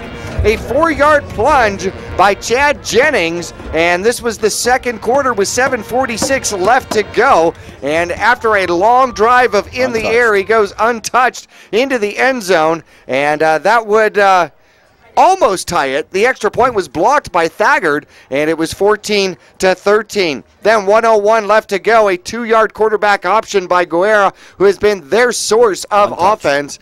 And he also goes untouched into the end zone on the quarterback option out here. Hold it. No, I'll take it. Gets the defense going the wrong way, finds pay dirt, flips the ball out, and they go for two and would score it basically the same exact way. And here we are at halftime, 21-14, Cactus on top. But it took Thunderbird, a good football squad from Phoenix, an entire game to score 14 points on the Cactus Cobras. Mingus did it in a half. Yeah, their offense has been a lot better tonight than what we saw last week, and that's a good sign for the Marauders. They got some players back this week. They put Machado in at running back. That's made a big difference. Zach Simmons being out there blocking. Tyler Thagard's been out there a little bit more playing, and the Marauders' offense has looked a little bit better here tonight. They've been able to move the ball effectively on the ground, which was a big key to our game today. We talked about it in a pregame, and let's see if they're going to be able to continue to do that here in the second half. Speaking of the second half, that comes up here after our halftime report, which is brought to you by Cottonwood Park and Recreation Center, and we will have Ryan Bigelow joining us here when we come back after this break. We'll be back to Mingus High School, 21-14. The Cactus Cobras lead the Marauders. We'll be back with the halftime report after this.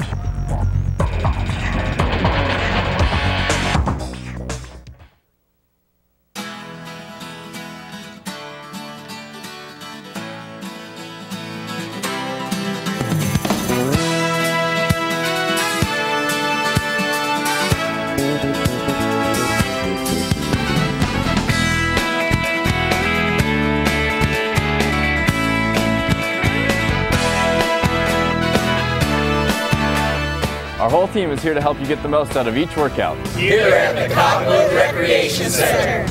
You'll get more miles for your money at Reese's Tire and Automotive Tire Pros. It starts with matching the right tire for you, your vehicle, and driving habits. And continues with expert brake, alignment, and warranty services to extend the life and performance of your vehicle. And to serve you better, we now offer King Cobra custom exhaust systems.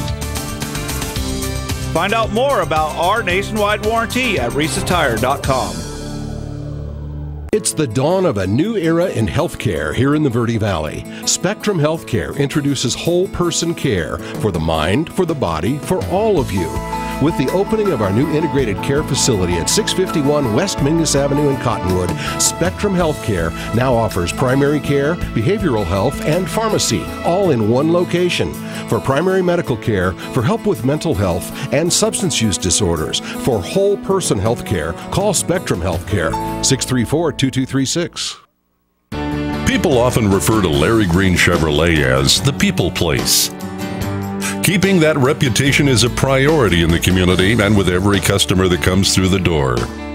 If you're on the market for a new or pre-owned car, truck, van, or SUV, you'll find their selection extensive and their sales team professional and courteous. You can also count on excellent after-sales service. Visit Larry Green Chevrolet on Highway 260 next to Walmart in Cottonwood. Your local Cottonwood Taco Bell has what you're craving for just $1. Shredded chicken mini quesadillas, spicy potato soft taco, spicy tostada, just a part of the new Dollar Cravings menu at your Cottonwood Taco Bell. Convenient hours, drive-through, and open late every night. Visit your local Taco Bell on Highway 89A and Cove Parkway in Cottonwood.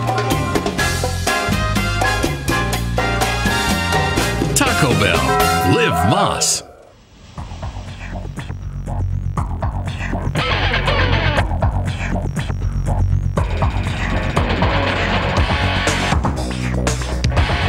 Back here at Mingus Union High School.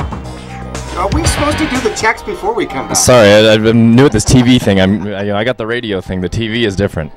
Ryan Bigelow joins us from Cottonwood Parks and Rec, and well, the story here is, it is rhythm and ribs. And how are the ribs out there? You know, there's a lot of ribs out there, and I went for the pulled pork tacos personally. I had the green chili pulled pork, and it was fantastic. So yeah, and there are many options. So I'm sure there's different varieties, but that's what I went for. Loved it. Okay, tell me a little bit about this Kansas City barbecue competition. How many vendors do we have out there? How many tents? What does it smell like? Yeah, you can't smell it from here? No. Okay, well I can, and it smells tremendous. But yeah, there's KCBS is there, so it's a Kansas City barbecue competition. There are over 25 vendors giving out rib samples, selling their stuff. So there is more ribs than we probably know what to do with out there tonight, and that will be the case again tomorrow. So tonight, tomorrow, we're going to have more ribs than we know what to do with. There's great live entertainment, and of course there's Beer 30 going on too. So a little bit of something for everybody. So tell me, what happens when I get to the gate? What's the cost for the gate, and then what do I get? Where do I go from there? What do I do? So tomorrow is going to be $25 for general admission. That's going to get you 3 free rib samples, and then you're going to go.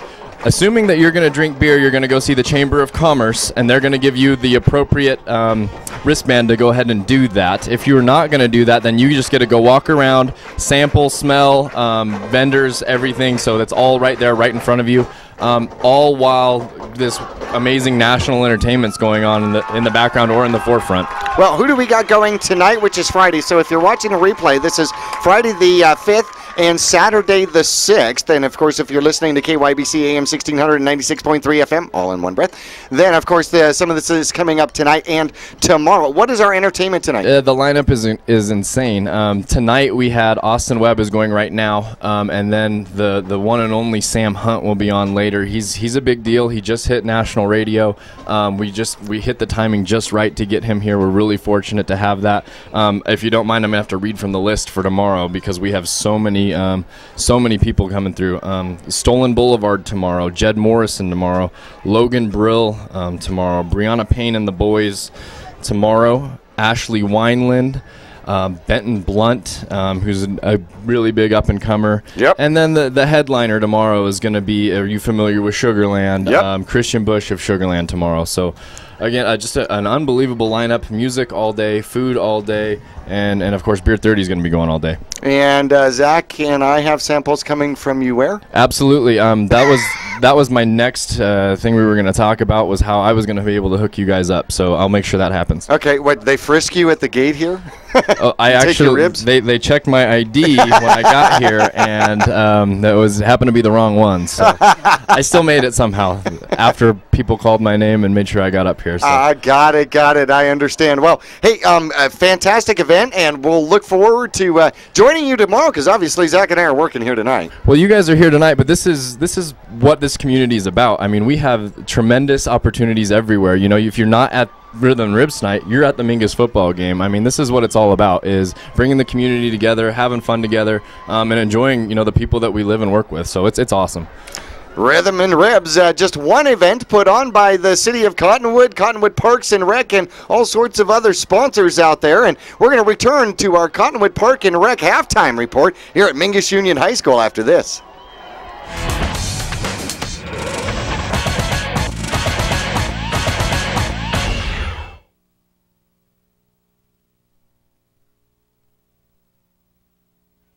Pond Palace offers a wide selection of jewelry, electronics, musical instruments, firearms, and much more.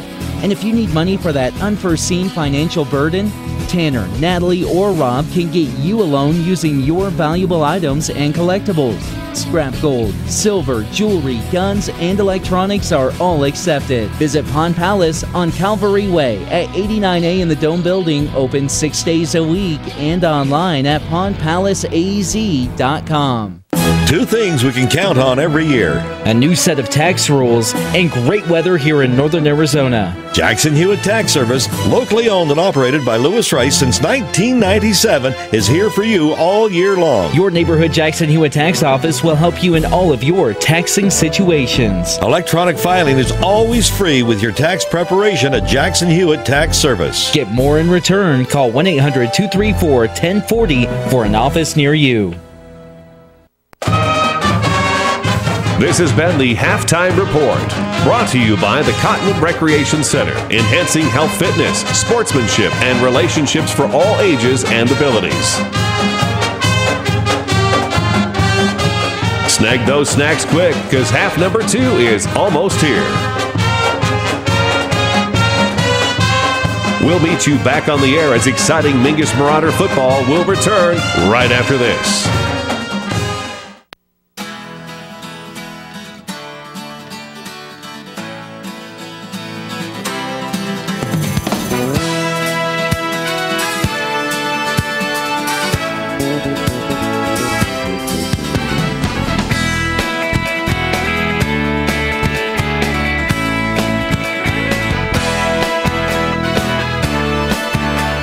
Our whole team is here to help you get the most out of each workout. Here at the Cottonwood Recreation Center.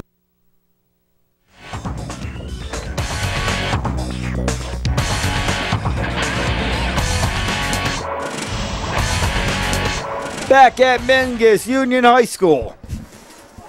The Mingus Marauders taking the field here, and they will be kicking off here in the second half to start the second half. And see if we've got a couple of moments here to run through some stats here from the first half. We'll start with your Mingus Marauders in the air. Looked like Jordan Upham was actually 3 for 4, 2 completions for no yardage, and then the big one, 55 yards downfield to Herb Tiffany and the touchdown. So he's 3 for 4, 55 yards and a touchdown. Machado ends up with 5 carries, 35 yards, and not huge rushing numbers in the first half, but still the Mingus Marauders doing a decent job, and Machado picked up some very important third down conversions out there, 116 yards on the ground, 55 in the air. Like to see if Mingus can get some more yardage in the air in the second half. For the visiting Cactus Cobras out here, Cactus from Glendale, they have always been a huge opponent of the Mingus Marauders, and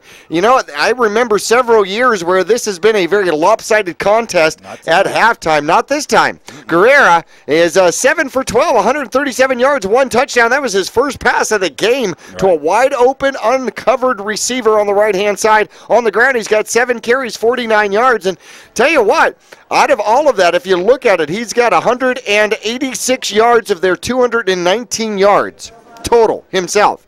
82 rushing yards, 137 yards in the air, and Cactus has really been trying to open it up against the Marauders here at the end of the first half. We're going to have to see how Mingus is going to make some changes to defend against that spread. Yeah, well, the Marauder defense played really well in the beginning of the game, and then I think it wasn't only the spread but the hurry-up. The quick offense by the Cobras that kind of got the Marauders on their heels a little bit. And, of course, Mingus wanted to kick off to start the second half. So you look at the way Cactus started. They wanted to kick off, right, because they wanted to pin you deep, get the ball back, take the lead going into halftime. Well, now the Marauders want to kick it deep, pin you back, and take the lead to end the game. Yeah, absolutely. Well, you know, that's what Mingus wants to do. Mingus is leading the turnover battle here with the INT for an interception and a fumble recovery. And they've scored on both of them. They've taken advantage of both of them. Hey, we found the key. Yeah, that's always a key. No kidding. How about that? Hey, we want to say thank you to a couple of new Mingus Marauder sponsors this year. Pawn Palace joins Mingus Marauder football for the 2014 season, as well as Gettles, High Desert Mechanical, Graham's Integrity Auto, and Verde Valley Outdoor Power. Those are the ones that keep that weed whacker working, especially when it rains. The weeds get, about 8 foot tall? Yeah, no doubt. You've seen my house. My house. And Montsabias will kick it off to start the second half of play, and this one's out of bounds. And the Marauders will either have to kick it again or Cactus will take it out at the 35-yard line. We'll have to see what they decide to do here. And nobody said anything yet. Looks like Cactus is lining up to return a kick again. So they'll take the 5-yard penalty. Big difference. That is a big difference in this game. I'm sorry, I didn't mean to interrupt there. Mingus now with that 5-yard penalty has 14 penalty yards. Last week at this point they had 75 penalty yards against Snowflake. You know, a lot of those things are the little things that coaches talk about, and they're the big things that make a difference in this ball game tonight. And they're huge on film. Yeah. All right, so Montsabias, we saw a big leg earlier, backing him up 5 yards. Wouldn't make any difference on his first kickoff. That was still have ended up in the end zone. Let's see if we can get into one here. Flag, Old Glory is just laying by the pole side. No breeze. And Montsabias kicks it off, and this one is going to stay in play. Received at the 10-yard line. Straight down the middle of the field at 20 to 25, cut to the left. Now back to the middle, chop down at the knees. At the 34-yard line. Ball returned that time. It was number 27, Marshall, Austin Marshall with the return. And the Cobras will start out at their own, I think I'm marking the 34-yard line. Well, Mingus gained a yard by kicking it again. How about that? Yeah, that's true.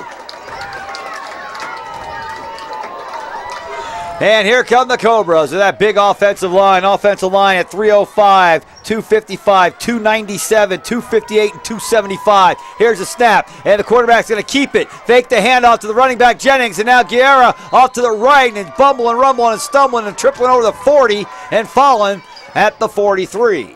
Well, he'll a yard shy of a first down. He'll run out of that spread. They come straight back to it. Doing the same thing they ended the first half with. Straight back to the line of scrimmage, a la Jim Kelly and the Buffalo Bills circa 1984. And they fake the handoff. Guerra throwing right side. He's got a man. Catch is made. It'll be a short game, but they only need a yard. He got 2 in the first down here for the Cobras. It's old Eberhardt.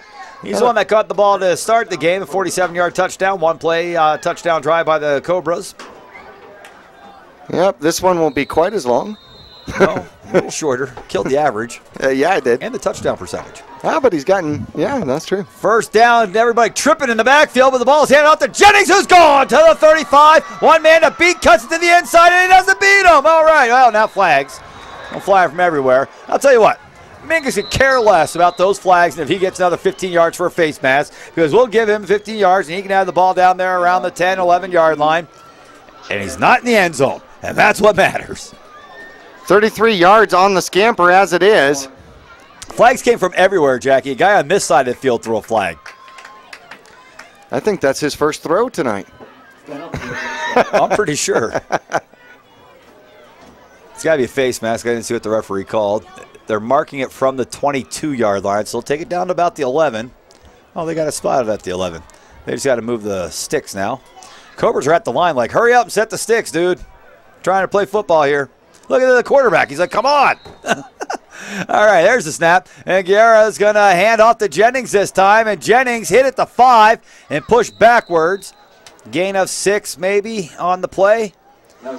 And we'll bring up second down. They can get a first down at around the 2-yard line without getting into the end zone, so the Marauders have to defend that as well. Upham helping in on the tackle for the Mingus Marauders. Yeah, I don't like to see that. No, it turns around, play safety. Here's the snap, and the quarterback's going to keep it and to the end zone, and he's hit a yard deep in the end zone for a touchdown. Well, Guerra's run it in a couple times himself. Another misdirection play. He faked the handoff to Jennings. Jennings went right. Guerra went left and was a yard into the end zone before there was contact from the Marauders. 27-14 now. So the initial game plan for the second half didn't work out very well. Okay, you stop writing it. We're just going to have to get our offense rolling. There we go. Let's go for another block here. Marauders, Taylor Thager did block one extra point attempt earlier. And the Cobras, extra point is up and looks good. And it's good. And that will make it 28-14. So as of right now, the Marauders without having the ball yet in the second half are doubled up by 14, 28-14, 10:32 left to go third quarter. We'll be back with the Marauder kick return coming up after this.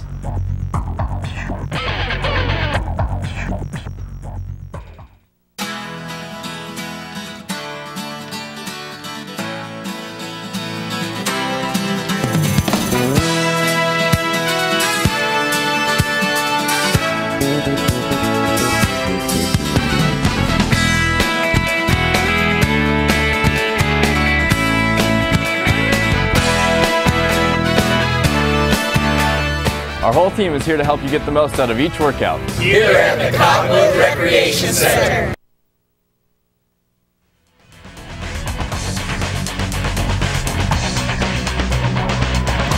Back at Mingus High School, and the Cobras went to the locker room, came out with a touchdown scoring drive plan, and they executed it to perfection. A score on their opening possession to take a 2-touchdown lead, 28-14. 10:32 left to go. Jackie, there's a light coming from a mountain over there where there shouldn't be a light coming from. Was that the cannon? This kickoff is about 7 or 8 yards deep and will not be returned by the Mingus Marauders. Somebody is way up on the hill over there, I'll tell you that. It's the weekend in the Verde Valley.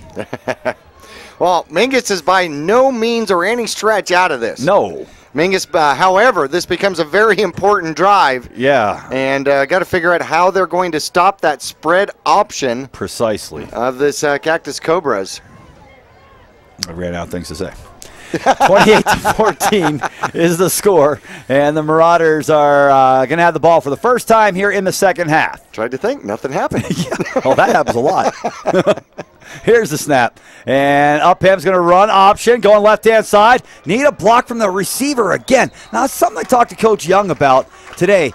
We talked about the offense last week, and he said, our offense, we thought it was started out looked pretty good, and, we just kind of a couple plays that we didn't hit on, a couple things that just didn't. I said, it looked to me like we needed our receivers to sustain blocks. He goes, yeah, that's exactly what we need. And we worked on that all week. We talked about it all week, and that was a play right there. If the receiver could have just held that block for a little bit longer, would open up that sideline for Story to take off down the sideline, and instead of having 5, you could have 10 or maybe break it.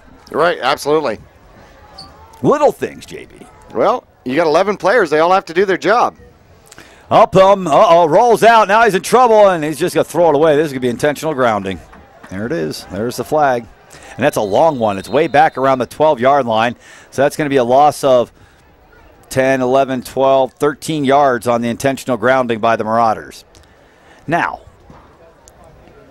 he was out of the pocket, and he threw the ball across the line of scrimmage. He didn't need to have a receiver there in that case. Correct. And why is it an intentional grounding? I'm wondering. I guess he had to have decided that he was not outside the tackle box. Oh, I don't think that's the case. I don't think we've either. got the video to prove it. I think so. That shouldn't have been intentional grounding.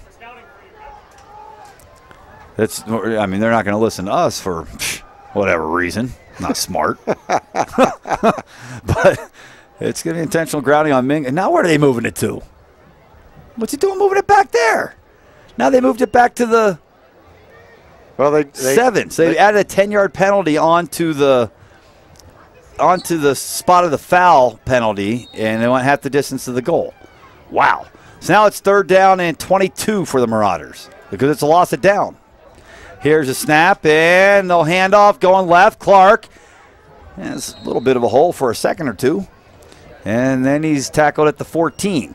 So Clark with a gain of 5, but the loss of down penalty on the intentional grounding plus the 13-yard loss spot of the foul and then 5 more for the penalty stymied this drive. Yep, definitely a drive killer.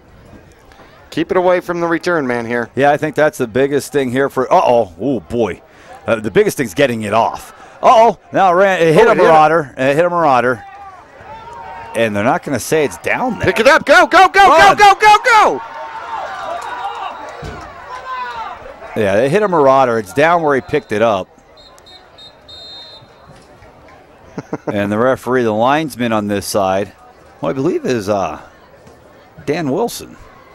Or Winslow. Dan Winslow over here on this side. Here's the deal. There was no whistle. What were we doing watching the ball bounce? Right, yeah, right. That's why the Marauder coaching staff was yelling, pick it up and go. That's why I was going, go. I'm sorry if I broke anybody's ears on that one. And the linesman's yelling to the referee or telling the referee it touched a Marauder back here at about the Mingus 48-yard line. The Marauders down the ball at about the Cactus 40. I wonder if our expert video crew has a replay of that, and we'll see when the bounce happened, if it actually hit a Cobra first or if it hit a Marauder first. Well, if anybody can do it, it'll be Joey Kwiatkowski. Yeah. That's our graphics and replay guy. Well, we're going to check and see if we have that. Oh, now there's a flag way back at the spot of the punt. How about that? The 6-yard line. Now what are they doing? Now they're going to mark the ball at the 42. Whose ball is it? That has been a question that we're taking away the flag. No, they waved off that flag. But we don't know what it was. No, we don't know. We're care. Unless it was on them, in which case we take it. Well, it apparently appears it's Cactus's ball. Yeah, obviously it's Cactus's ball by the direction of the sticks. At the 42-yard line. Which is a phenomenal starting spot. And I think that's where the ball initially touched the Marauder. It was right there at about the 42. And that's where they say it's dead, which is right. 1st down and 10 from the gun. Guerra looking left, fire left, has a man wide open on the left.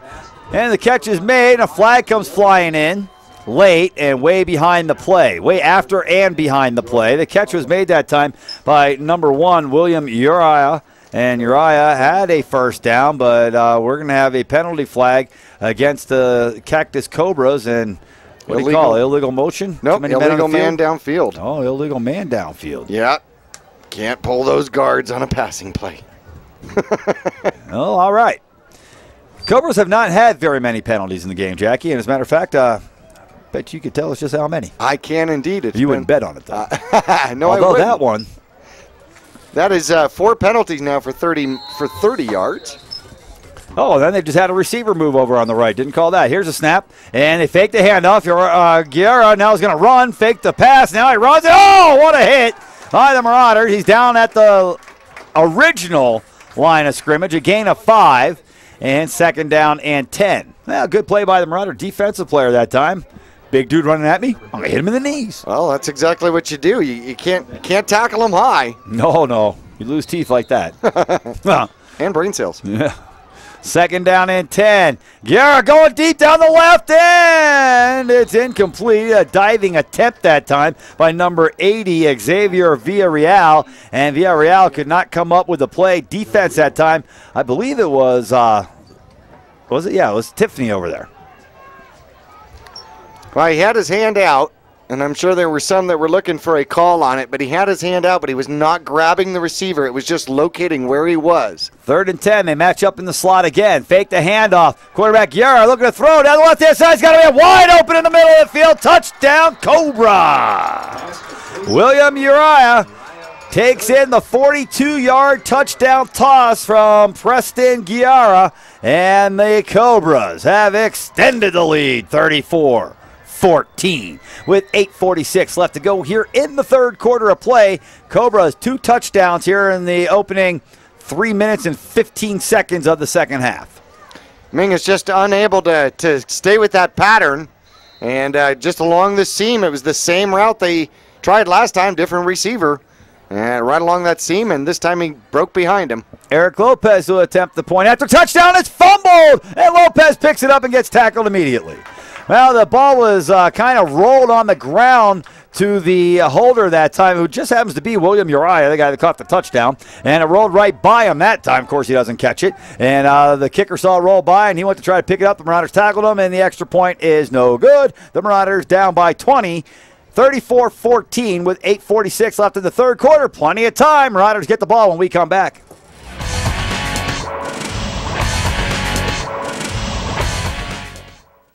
The Suzy Q Market is the most convenient stop for road trips, with 1,500 beverage selections and plenty of snacks. And save on Texaco fuel with your Safeway Rewards card. The Suzy Q drive-thru window is the most convenient way to pick up those essentials on the way home. Road trips start here. With something for everyone. At the Suzy Q Market. Remember, please shop local first. Go Marauders!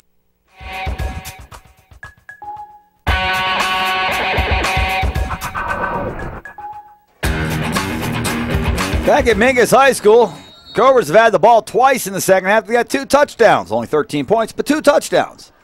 Marauders had it once, they went backwards. See if they can do a better job here. Man, another bombing kick. Lopez kicks it about 4 yards deep, and the Marauders will start at the 20. Well, you know, it's a great way to pad your stats, starting at the 20 all the time. Not a great way to win football games. No, definitely true, especially when Cactus got a pretty stymied defense, so there's no doubt about it. They give you a long field, you're going to have to earn it. Cactus has decided they're just going to throw the ball all over the field, and they're going to spread you out, and when you think they're going to throw it, they're going to run that quarterback on a reverse or on a quick counter or something, and they've got the Marauders' defense on their heels right now. Marauders looking to get their offense rolling on their toes, and a handoff up the middle. The ball is fumbled, and the Cobras say they have it. There's a Marauder down there, too. There's that big fight down on the bottom of the pile. Let's see who's going to come up with a pigskin, and it is Cactus Cobras. He's the guy standing there with the ball. To me, the guy that gets up with the ball is the guy that has the ball. Now, the referees may be saying that he was down. A Marauder jumped on it, and he was down before the Cobras ripped it out of his arms. If so, let's snap the ball. Hey, if so, then we need the Hallmark guy here to send a card off. Well, we got the replay. Here's our replay, and here comes the hit. Boop. There goes the ball. And there's a Marauder on it. No, I'm pretty sure 27's got it the whole time. And no, what happened? Now they got the ball back at the 20-yard line. A penalty? Well, a penalty wouldn't put it right back to the 20, right? Is it a do-over? No, it was a 15-yard run. That would have been some sort of a personal foul to bring it back 15 yards. And it's still first down. All right, do-over. First down and 10, Mingus from the 20. Here's a snap and run the same play right up the middle. That's Machado carrying dudes with him. He put his head in that guy's stomach and drove, and now he got up and looked at him. So try to tackle me again, fool. That was Trent Davis that went for a ride. I think that was a 6-ticket ride, don't you? Oh, boy, yeah, for sure. 6 tickets and $1. Check this out. He comes through the line, lowers his shoulder, 4, 5, 6 yards in the air, and would have kept going if somebody didn't take out his legs. Yeah, somebody mentioned to me the other day that they didn't wear a cup when they played football. That kid right there is glad he had his on. He does sing in the choir, though. Yeah. Here's Marauders run a screen pass to the right-hand side, and Garrett Story caught it just in time to be smashed in the face and a knockdown for a loss of about 5. Brings up second down and 15. Well, the concept of the screen pass is you've got to have blockers or a blocker. Yeah, they had a guy out there, and he watched 3 guys run past him. Which one do I hit? Which, you know, I mean, what are you going to do? Yeah, hit one of them, I guess. The other two guys kill your buddy. You help pick them up. Then we got some ice in the locker room. 2nd down and 15. Marauders need to get some points. Oh, they got the defense jumping. That'll help. 2nd down and 10. They need to get some points, Jackie. Down by 20. There's still plenty of time. We just saw Cactus score 2 touchdowns in 3 minutes and 15 seconds. Yeah, of course, absolutely. You know, the downside of that is you have to keep Cactus from scoring 2 touchdowns in 3 minutes and 15 seconds. You got to take the ball away. Yes. I mean, the only way we've been able to stop them, Cactus has not punted. They've either coughed it up, given up the ball, thrown an interception, or scored. We haven't seen their punting team. 2nd down and 10 now. Upham takes a snap, looks right, it goes right, he's got him, and Galloway, oh, what a play by the defense. Galloway, if he caught that, Jackie, it was going to be a foot race, but Trent Davis, the guy that just got smashed by Machado, was able to just reach in and get a fingertip on that thing and tip it away from Trevor Galloway. Which brings up 3rd and 10 now. Hey, and you know, the Marauders are starting to throw the ball a little bit here, too. That's nice to see. You know, years past, last week, you get in these situations, they continue to run the ball. Let's see if they try to mix it up here on 3rd and long. They went for it on 2nd and long. We've got a tight end on the right. That's Galloway. Handoff up the middle and a fumble. But he saw it fall right at his feet, and he's able to jump back on it, and it looks like it's Story with the carry, and he's got a yard. Brings up 4th down and 9 here for the Marauders, and they will make a couple substitutions, bringing Simmons in for Galloway. And Upham, the quarterback, is set to punt this thing away, even though the Marauders are in a play formation. Oh, I got defense jumping again. Oh, man, I think I heard a double tap. I think they got a finger on that one, JB. You hope, because otherwise you're looking at another, 14-yard punt. But it sounded like a double tap, so I think number 90 again got in there and got his hand on it. And, well, Cactus starting their possession on the Marauder side of 50. We said in the first half, if you're going to beat Cactus, you got to make them play on more than half the field. And so far, Cactus has been on the Marauder side of the field all night long. Yeah, we're starting to see indentations on this side of the field. Yeah. Well, looking for a turnover. Always are. 34-14. It was 21 to 14 at halftime. Mingus has given up 13 unanswered here. 2 turnovers by the Cobras tonight have accounted for all 14 Marauder points. Here's a snap and a fumble. JB almost got it. 2-yard loss. Jumping on the fumble that time is 32, and that's Jennings again, right? Yeah, number 32, Chad Jennings. All right, apparently not enough of the people in Radioland were saying it along with me. Come on, we need to get those rhythm and ribs, people. Yes, we need one effort. Dropping back, Yara looking left, nowhere to go, looking right, nowhere to go, and he's sacked in the backfield. All right, Machado. JB, I'm just going to write, can I have a black permanent mark? I'm going to write Machado on our board up here, just in case we forget who the player of the game is. Right. Wow, is that young man having a great game, JB? I'll tell you one thing, though, and this is hard to say, haven't said it so far, that was a coverage sack. Guerra again looking left, looking for the screen. Now he's going to go down the left sideline. He's got a man over the 35 to 30 to 20. And a race to the corner of the end zone. He's caught and tackled at the 4, maybe the 3. Nope, the 4. Catch and run after catch, Xavier Villarreal. And Villarreal sprinted down that left sideline. Marauders were able to catch up to him. It looked like may have been, looked like it was Juan Ruiz that got to him, but it could have been Trey Meyer. I couldn't see if it was 18 or 19. Could have been 10, too. Oh, it might have been 10. That would have been Upham. Which you hate to see your quarterback playing safety and having to make tackles.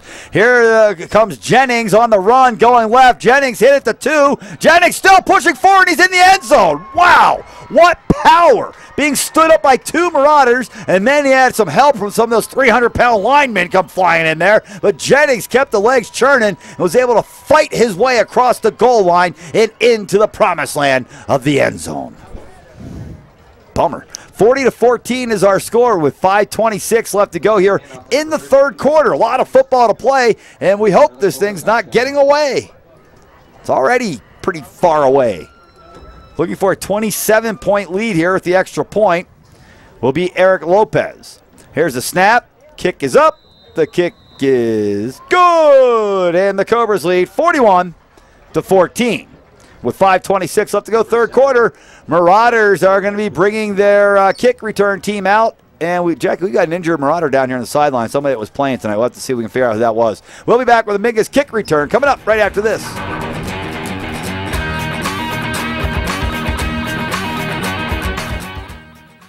People often refer to Larry Green Chevrolet as the people place. Keeping that reputation is a priority in the community and with every customer that comes through the door. If you're on the market for a new or pre-owned car, truck, van, or SUV, you'll find their selection extensive and their sales team professional and courteous. You can also count on excellent after-sales service. Visit Larry Green Chevrolet on Highway 260 next to Walmart in Cottonwood.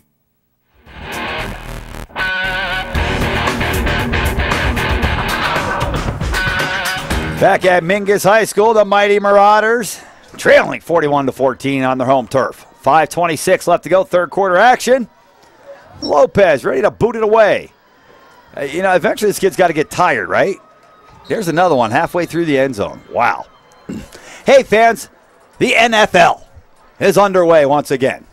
It's a great time, isn't it, JB? Oh, yeah. Had a big game last night. The Seattle, the defending champion, Super Bowl champion, Seattle Seahawks, had a pretty decent run of it there against Green Bay, and then pretty much pounded them throughout the second half and won the first game of the year. Got big games coming up here on Sunday. I believe the Colts and Broncos play Sunday night, so that'll be a great matchup. And then Monday night, we've got two games, including the Arizona Cardinals, who are right now praying that Andre Ellington is going to be back soon. He may be out for a while, JB, and that will be detrimental to the Cardinals. Here's a big run by the Marauders on first down. Look at that. Pushing a pile forward. This is what Mingus just saw Cactus do that to score a touchdown. They thought they returned the favor. Push that pile forward for 14 yards and a first down. Number 10, Jordan. Now, the Arizona Cardinals, Jay, we're talking about Andre Ellington, who hurt his foot. Now, they said that it's not broken. They said in an MRI he's got a sprain. They're hoping they can get him back soon. This is a team that's already lost Darnell Dockett for the year, okay? They already lost Carlos Dansby, who went to Cleveland. They already lost Darrell Washington, who's suspended for a year. Tyrone Matthew is out for at least the first game, maybe a couple of games. This is a team that's starting to take some hits. This is one of the teams that was expected to do real well in the NFC this year. And, I mean, how many more punches can you take? How many more guys can you lose? I mean, top-tier guys can you lose? And the Marauders are finding out how tough it is to go up against a big physical team here today as they try to run right side that time, trying to get to the outside. Garrett Story is caught about a yard behind the line of scrimmage, and he'll be knocked down there. It's going to be second down and 11 now for the Marauders. Working from the near hash mark on the right side of the field for Mingus, going away from the scoreboard here at Mingus High School, left to right across your radio dial, if you still had one. Of course you do. Of course you do. Well, mine just says 105.7. That's what it says out at Rhythm and Ribs. Here's a big run by the Marauders, and right up the middle. And Jackie, we saw Levi Collins to begin the game just battering the defense, and now he's getting up slow. And that's probably why we haven't seen him throughout the game battering the defense, and why we've seen Orlando Machado become the player of the game. He's favoring, looks like the right ankle a little bit. Yeah, that's a shame, man. This kid worked so hard all summer. I know. He's like bouncy. He's like Tigger. He bounces around all over the place, you know? Had a bandana on and stuff. Just, it's kind of you can see this kid on the Harley here in a couple of years, just rolling around the countryside. No, good smiling. Kid. Yeah. Happy as can be. Yep, real good kid. Here's a snap in and running up the middle. And Marauders is bringing it outside. It's Clark. Clark's got a big gain in the first down. On to the Cactus Cobra side of the field. Tristan Clark, 5'8", 160-pound junior, holds on that ball with two hands as he rips through the line, got out into the open on the outside, tried to break free, and was caught after the big game. But the Marauders now have something going. Need to get the ball into the end zone. Drive started at the 20, so Mingus is putting together a couple of first downs in a row here together. It's good. I like that play to that four-back right off the tackle. Man, now we got whistles. And something over on the Cactus sideline. Looks like they got, there's something going on with the chain over there. Hey, if that chain's a link too short right now, it's all right. That worked out on a kickoff or something, huh? That's right. It only gets tangled when it's going right. I'm telling you. Come on. I don't get it. That's what the referee just said to him. Are you kidding me? You're at home, dude. First down and 10, and Upham in trouble, running the option. Oh, and he'll get through the line. What a nifty move, and a flag comes in. Oh, no. Upton had a great carry. It looked like he was going to be hit about 5 yards behind the line and was somehow just able to outrun 3 guys. Got down that left sideline in front of the Cactus bench for a gain of 12, but a flag back around the line of scrimmage is most likely going to be holding, and is against the Marauders. Bummer. Well, I'll tell you, Zach, speed is definitely a weapon, and when it is the only weapon you've got, you're going to use it, and you're going to use it to your advantage. I mean, I'm going to outrun a defensive end. You know, that's what Upham's thinking. He did. He did. He'll get around that corner. And certain times during the course of a game, he's going to break it. Now, Upham's not very big, JB. This isn't like your Ben Roethlisberger type of guy that's out there breaking tackles. This is more like your RG3 kind of guy. Not even that big. RG3's got to be 6'3", and about 210 or so. Upham is 5'8", 165 pounds. More like a Drew Brees type of guy back there. I think without he'll the take shotgun that. arm. Yeah, he'll take that, right? I would. Take him almost every draft I do. I'll just take one paycheck. Take him and that guy up in Denver. Oh. That must kill you. Oh, it does. It does. Until Sundays when I'm like, oh, hey, you got 43 points for me today. Woo! First down and about 19 for the Marauders. Back near midfield. Oh, fake the screen pass. Now Upham tucks. Upham is going to stay up. Looked like he was going down. Was able to put his hand down and keep up. And now he's getting, like, mauled, steamrolled, and barrel rolled on the ground after the tackle. Who's that? Calm down. Somebody take out 57. That kid's got a little too much energy. Yeah. The Ritalin didn't make the bus trip. No. Matt Ledsma, a junior, 5'10", 218. Couldn't wait to get out there and rough up our quarterback a little. After he was down, rolled around on him a little bit and rubbed his face in the dirt. Had there been dirt. Pellets. Pellets, yes. Which tastes much better than dirt from what I hear. Do they? Yeah, they're kind of chewy, rubbery. Second down and 19. Tastes like mint. Yeah. Tastes like turf. You know, when you get the pebbles off a football field, got to imagine that they might taste a little sweaty. Yeah, the things that you don't want to imagine. Right.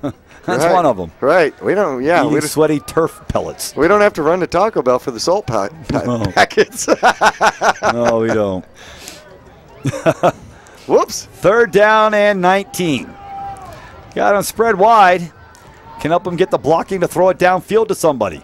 Here's a snap. He pump fakes and throws downfield to a wide open guy. Catch is made to the 27, the 20 to the 15, to the 10 and out of bounds. Garrett Story with a big play for the Mingus Marauders. First, well, it depends on where they mark it. It's either first and goal or it's first and 10 from just outside the 10. And what a big play. Garrett Story that time. That pump fake kept that corner up. And then by the time he realized that the guy ran past him, Story was gone for a big gain all the way down to the 10-yard line. It looks like they're dropping the sticks. First and goal, Mingus from the 10. That was a page right out of the Cactus Cobras just on their last drive. Get Story pumped up a little bit. Yep. Feeling good about himself. 5'9", 160 junior. Oh, no, Story's a senior, isn't he? Yeah. First and goal play. Hand up. Oh, what a hit. Wow, number 98 came flying through the line and just blew up the Mingus Marauder running back that time. Joshua Gonzalez, 6'3", 240 pounds, came flying through there like they shot him out of the cannon over there, JB. Wow, what a hit. I didn't even see who ran the ball because he got gobbled up in the hit. Yeah, that would that one leaves a mark. No doubt. Now let's score a touchdown. Second down and goal from the 10. Story in motion. And Upham. Oh, he went to hand it off. Then he saw two defenders looking at him like, which one of us you want, man? And he ran right between them and picked up a huge run to the 3-yard line where it will be third down and goal from the 3. Picked up 7. Number 10, Jordan. You know, that's something you just flat can't teach. You run scared for your life? Well, you don't have to teach that. No, I mean, to be able to make that decision, the wherewithal to understand where you are, to feel that you have got a lane to up the middle, and not to go to the right-hand side, to go outside to the left. Right. You make that quick decision. Yeah. All right, that's going to be the end of the third quarter as we head to the 4:48, 41-14. Cactus has the ball. The Marauders let the last 15 seconds run out the clock so they can talk about their big third down and goal play from the 3-yard line. We'll be back to see what they come up with after this.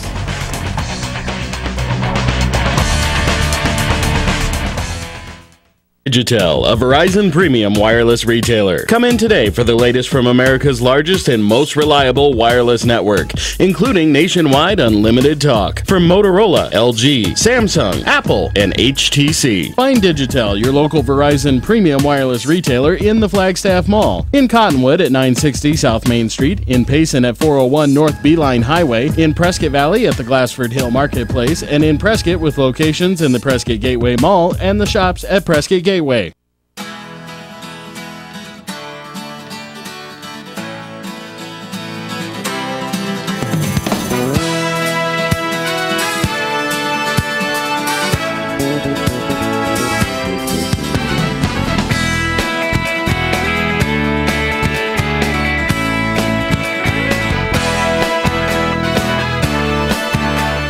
Our whole team is here to help you get the most out of each workout. Here at the Cottonwood Recreation Center.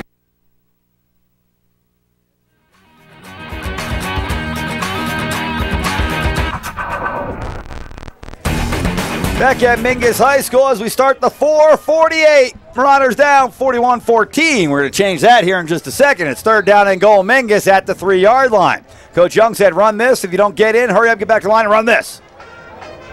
They did that earlier in the game. They got denied both times. Third down and goal from the 3. Upham set under center. Pitches left. Looking for blocking, falling down, and now getting back up and losing about a yard. Like it was Story that time. He tried to run to the left, and then it was blown up on that side, and he tried to cut it back to the middle. As he did, he started to go down, caught himself with his offhand, and was able to run back into the middle of the defense, and it looks like he lost 2 yards. 4th and goal from the 5. You know, that's another thing, JB. You know, look at the score, 41-14, and think of how much different it would be 41-28 if the Marauders are able to score 2 times from inside the 5-yard line. So far, they're 0 for 1. Here's a snap, and Upham throws, and it's intercepted in the end zone. And maybe not a smart play as far as field position. Although it was only it was 4th down. So not a smart play at all for field position. It was in the end zone. You bat that thing down, you take it at the 20. And instead, Brian Ramirez, returns it out of the end zone and is tackled at the 5. So the Marauders twice inside the 5-yard line and come away with no points. First interception of the year for the Mingus Marauders. Ooh, yeah, I didn't even think about that. That's no good. Now the defense is back out there. See if they can return the favor. Here's a snap from the goal line, and Guerra is going to run it himself, fakes 2 handoffs, and is caught at the 10. It looks like he's going to roll forward to about the 11-yard line, and it will be 2nd down. I'm wondering whether or not you need to just do a spy on him. You know, Mingus football just rubs off on you, doesn't it, JB? Oh, yeah. You see guys out here, his kids graduated years ago, and they're still here. It's Friday night. What else are they going to do? Right? I mean, I'm seriously. You see parents and just local people here in the stands, and you know that their kids graduated years ago, and they're still here supporting the Marauders. And that's great. That's the community feeling that we have. Well, and some of the people out here are on their 2nd and 3rd generational. Right, you're never right. You're watching grandkids, right? Yeah. And here's a throw out of the backfield. He's got a blocker out front. That's going to give him the extra yardage he needs for a 1st down. Catch was made over there by number 1, William Uriah, and Uriah was short of a 1st down when he caught the ball and was able to spin and move Muster forward behind his one blocker who was just getting in the way of the defender more than blocking him, just not letting them get to the play, and it was enough for a 1st down. Wide receivers need to take note of that because just those little things like that make a big difference. Hey, now the Marauders have their quarterback, I believe. Is that Upham? No, it's number 18. Ruiz, out here on the left cornerback. Upham might be a safety. We'll have to look. And here's a sweep going left-hand side, and Jennings will have a few yards. Quarterback played it off. He handed off to Jennings, and he bootlegged out to the right. And the Marauders weren't fooled by that. Jennings was tackled after, well, where are they going to mark him? After a gain of about 4. Second down and 6. 9:40 left to go in the ball game. Fans will be on the road next week. So if you can't make it down to Paradise Valley, be sure to tune in here on AM 1600 or 96.3 FM for the Marauder action. And handoff going left-hand side, and he got out of bounds. I think that's the one thing that they didn't want to do on that play was get out of bounds, Jackie. At this point, Coach Feckenheyer, head coach Bob Young, very good friends, a very old friendship and acquaintance here between these two. And I'm sure Feckenheyer is looking at 41-14 and figures that's enough. Let's try to run as much clock as we can. Yeah, that's hard to interpret to the players. Have you ever noticed that? Well, I think he does it in his play calling. We're not going to see him throw it deep down the field unless it's 3rd and long. But he still goes in the spread. Well, he's still in the spread, but he's going to run out of it. He's just spreading those linebackers out. And man goes into motion. The handoff coming right up the middle to Jennings. And Jennings will have a couple of yards. That's all they want right now. They don't want Jennings to break a 60-yard run right here. They want Jennings to get 4 yards. Let that clock run. Then let Jennings pick up 4 more yards. Let that clock run. Then let Jennings pick up 4 more. And it's a first down. The clock's running. By the time you know it, game's over. Well, at the same time, you know, when you're a little lopsided in the score as we are in this one, it doesn't matter. You're going to work one side of the ball or the other. It now becomes practice. You know what I mean? Well, kind of. Your defense could not work very often. And here's another run going left hand. This is 27 with the run this time. A flag comes in the backfield. And that run by Austin Marshall. Now, we've seen Marshall make a couple of plays defensively. And now he's getting in on the offense as well. Scored a touchdown last week against the Thunderbirds. Oh, yeah. Yeah. The Thunderbirds. Uh-huh. So, looks like his well, he only got 1 carry last week. This was a big penalty. Once again, parents of the mini This is a 15-yarder. Please pick up your team pictures at the bottom of the stairs. This is a crackback block or something. I didn't see what the referee called. Thank you. It's a 15-yarder, however. Second down and about 16. Here's a snap, and they're coming right up the middle with another run. It looks to be Jennings again. And I'd be very surprised if they throw the ball except for 3rd and long, which is kind of what it is now. 3rd and 10. Looks like they're going to give them 5. So, yeah, it's 3rd and 10. So, let's and you know, I mean, Marauders on 3rd and 10 aren't necessarily throwing the ball. Most likely, they're not. Right. I think Cactus might be in the same situation. Coach Feckenheyer, he's a man over there. He's not looking to show up his buddy over here on our side of the field. And they'll run. And it's the quarterback, Guerra, and he's caught and down at the 38-yard line. So a gain of about 4, and it will be 4th down and a long 5. On the tackle once again, number 5. I think they'll punt. Romero. I mean, I think they won't. Oh, wait, no, that's the punter in there. That's the punter. You're really confusing me here, Zach. And it's up and off, and the Marauders are – this is the play where everybody just starts yelling, get away, and they all get away. And the ball will be down inside the red zone at the 19-yard line. So 7:14 left to go. The Mingus Marauders now trailing by 27 points, and they need to score in a hurry. And then they need to score in a hurry again and again and again. And then we win by 1, and everybody goes home talking about that's the greatest game they ever saw. Well, let's go eat some ribs. I like this plan. Hey, you know, fans, I'm glad to be a part of it. There's some football going on tomorrow as well. At CMS. There's lots of football going on tomorrow. JB leads his squad into action tomorrow. The Cottonwood Panthers head over to Chino Valley. We do. There's the Lobos, I know, play at 10 a.m. tomorrow here in Cottonwood. So you might, oh, look, here we go. They got it up here on our board for us, JB. Let's talk about some of our youth football going on. Well, congratulations to the CMS Lobos, a shutout of Williams. Yes. Good shutout, 36-0. They moved to 2-0. And do so on their home field. And the Little Lobos and the Mighty Mites, they'll be underway as well as we kind of move up the line. We got the Panthers play tomorrow against Chino Valley. The Miners play tomorrow. We got the Cottonwood Colts against Camp Verde. And then the Cottonwood Bears are on the road at Williams. And that is one to keep our eye on. That's a game that the Bears won, a little payback for last year. Then the Mighty Mite guys, we got the Lobos. They're 1-0 against the Camp Verde Coyotes, who are 1-0. And here come the Marauders on 2nd down and 9, and they're going to run a counter play.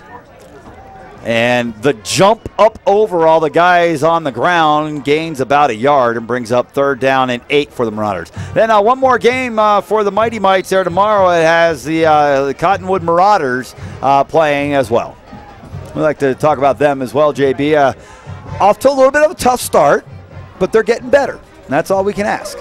Yeah. I mean, that's what it's about, is learning the game, right? As a matter of fact, I saw Tracy Bowers, former Marauder out here, who coaches the Mighty Mite Lobos, and here's the play. Upham's going to pitch in the backfield to Story. Story going right. He's caught at the line of scrimmage, and he's going to be gang tackled there. Anyhow, Tracy Bowers, former Marauder, just all-around great guy here in our community, does a lot of stuff for the kids in this community, coaches the Mighty Mite Lobos, which is a very good team right now, it appears to be.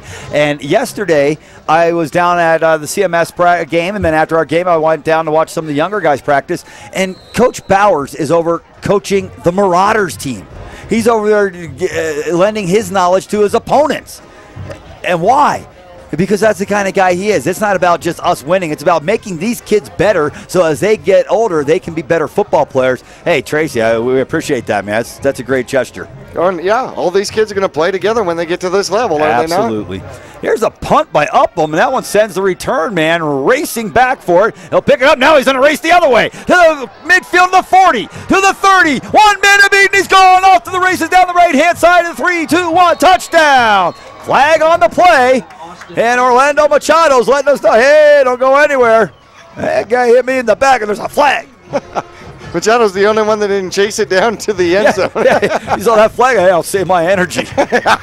You know, brawn, brains, good-looking kid, you know. Right. It's a total package. And obviously a future ref. Yeah. Right? Yeah. That's a bigger version of Zach Figge. He told me, hey, I got brains, I'm smart, I'm good looking, I'm good at sports. The total package. Right, exactly. I like that kid. He's going to be a good one too, JB. Coming up here in a couple years. We've got some nice looking players down in our Mighty Mites and minors and even your majors team. We got some good looking players coming up. CMS team, this 8th grade class is loaded, folks, I'm telling you. But I think the future's bright. There's some good-looking kids coming up here in the future of Mingus football. I agree with you.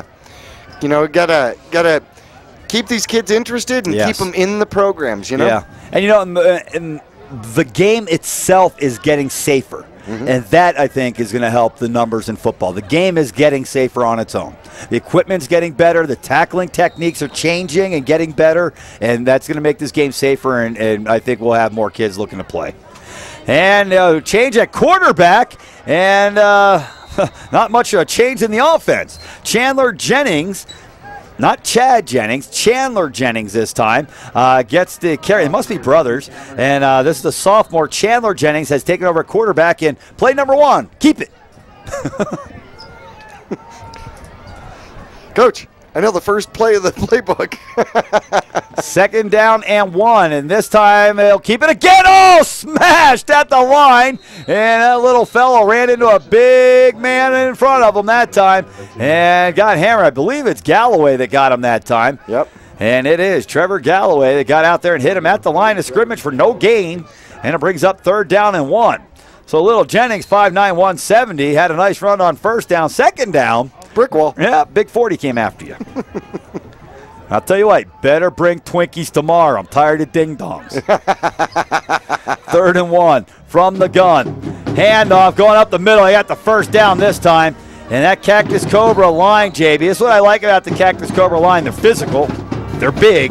But when the running back gets bottled up and stood up, 3 of them come running in and smash that pile so it goes forward a couple extra yards. That's a big difference in a game. Makes all the difference in the world. You know, because you see so many lines that have not been taught that, and they'll sit there and watch their players struggle. Yeah, absolutely. Here's the snap, and Jennings going to fake the handoff and keep it himself, and he'll pay for it. Man, that was one where he got hit and kind of got turned sideways, thought he was going to go down, and then he got smashed on his way down. And Marauder getting up a little bit slow, but it looks like he's going to be just fine. Let's see who it was there. It's number 59, Charles Hardy. That came out with a big hit, a sophomore for the Marauders. Got up a little slow, but he's ready to go. 3rd down and 10, and they're going to hand off this time. And, man, it's like 3rd and 10. They give the ball to the kid, and you start hitting him 5 yards downfield, and he starts hitting you 6 yards downfield. And by the time you bring him down, he's got 11. No, without a doubt. The other thing is you'll notice how long that ball is in the breadbasket. It's almost like the quarterback is running with him. He is. And you know, it's a tandem motion. It's a read option. He's got that ball in his stomach, and at the last second, either he pulls it and keeps it, or he lets it go. And I know, but he's moving with him. Right. That's what he do. Oh, apparently it wasn't a first down. It was 3rd and inches. And that will be a first down as they bring it across the 30-yard line and down to the Marauder 27. And we have not seen a pass in quite a while. Am I correct? You are correct. Yeah. You are correct. Yeah, they're trying to run this thing out. And when they got it with, about 8 minutes left? And they've run 6 minutes off the clock on this drive. And again, the quarterback keeping it. And Chandler Jennings, the quarterback with the run to the Marauder 21-yard line. He's going to be short of a first down, but a good run on first for about 7. Nope, about 6. We'll bring up 2nd and 4. Now, here's the part I don't understand. Is they have time. If you're trying to run out the clock, don't you wait till there's 3-4 seconds left on the play clock to snap it? Yeah, but that's part of the problem, too. If you've got some kids in here that don't start, they want as many reps as possible. You know, and that's true. You're right. Exactly. There's some kids out here playing that haven't played today, and you can't go out and tell them we're taking a knee. Because they're not going to have that. You mean I go to practice all week and get hammered and I get to go in the game, we're taking a knee? Nah, Coach. 2 hours on the bus? Yeah. Between the linemen? And I got one play. It's less than 2 minutes to go here in this ball game, and it won't be long until the Cobras will be able just to go into the victory formation. And Jennings going to run to the left side. Jennings, he fumbled, and the Marauders have it.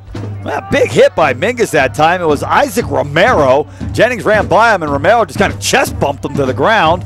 And Jennings went down and fumbled, and now he's slow to get up. Well, he's up. That's a good sign. Young man gets up. That is a good sign. However, the fumble will give the ball to the Marauders. Who picked up that fumble? Oh, Cactus kept it? Cactus kept it. And got the first down. Yeah, to boot. Ouch. Only thing that would be better is that if that last 90 seconds ran out the clock real fast. Or an interception for a touchdown. Of course, they're not going to throw. And here's a run again. And it's the same thing. You hand off, keep it in his stomach, like you said, JB. And at the last second, pull it back and run. And Chandler Jennings has another carry and about 10 of them here on this drive. Not a very big guy at 170, 5'9". No. I say that at 185. You know, he's not very big at 170. Yeah, but we stopped growing a while ago. Very much so. Well, we stopped growing up a while ago. What are you saying, that our ears and nose never quit growing? Something like that. Yeah. Belly buttons, too, I think. Belly button. All right. Learn something new every day. By the time I'm 100, I'm going to have a big old saucer. 40 seconds left to go in this one. Not exactly what I meant. I mean, you know, the gut just keeps growing. Oh, I thought you meant your belly button growth. I don't know, JB. Got everybody on Google on their phone right now. Does that really help? Yeah, I don't think mine got the message. Third down play, and Cobras are going to run again. Hey, a new guy ran the ball. It was number 11, Gavin LeBlanc. We saw another LeBlanc earlier. He's the one that made a big play or something. This one's Gavin LeBlanc, 5'10", 185-pound sophomore quarterback. He may be in that quarterback now. That's it. And that's the end of the ball game. 41-14 is our final score. The Cactus Cobras, as you and I are used to, with a victory over the Mingus Marauders here tonight. 41-14 is our final. Fans, we will be on the road next Friday night as we head down to Paradise Valley to take on the Trojans. Should be a good football game in that one. The Marauders played, Jackie, they played a lot better tonight, I thought, than they played last week. Last week's game may have been a little closer into the third quarter. Cactus came out in the third quarter here and scored 2 touchdowns in the first 3 minutes of the third quarter and kind of put this one away. But I thought the Marauders played a lot better tonight. Their offense played a lot better tonight. And man, oh man, did we find a playmaking ability there at Machado. I want to call him Manny Machado. This is Orlando Machado. Had a great game, a coming out party for him. The coaches told us we got something for you tonight. That's what it was. All right, fans, let's take a quick break right here. We will be back with a Digitel Verizon Wireless post-game report coming up here in just a couple of minutes. Let's get a word from our sponsors. 41-14, Cactus with the victory. Mingus now 0-2 on the season. It's time for the year's best deals on the industry's best-selling machines during the Polaris Factory Authorized Clearance. Rebates up to $1,000 and financing as low as 2.99% on machines built to tackle your off-road passions. Hurry to your Polaris dealer today. Deals this good won't last long. Huge rebates and incredible financing going on now during the Polaris Factory Authorized Clearance. Visit Cottonwood Motorsports at Route 260 and Western Drive. Here's your check.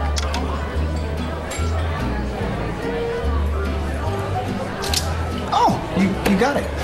You know, since I got rid of my car, I really enjoy walking. Okay. Got it. No. Getting pulled over for buzz driving could cost you around $10,000 in fines, legal fees, and increased insurance rates. Oh, you're home early. You live with your mom? That'll set your game back a few years.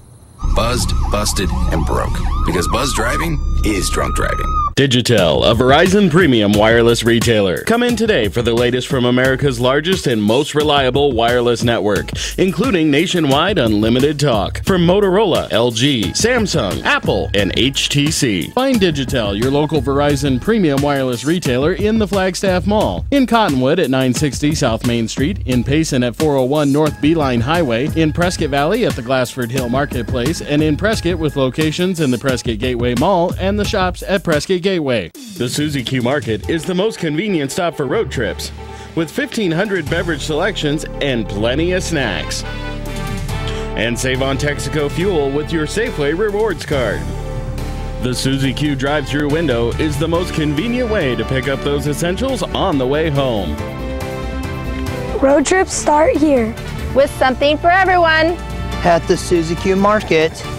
Remember, please shop local first.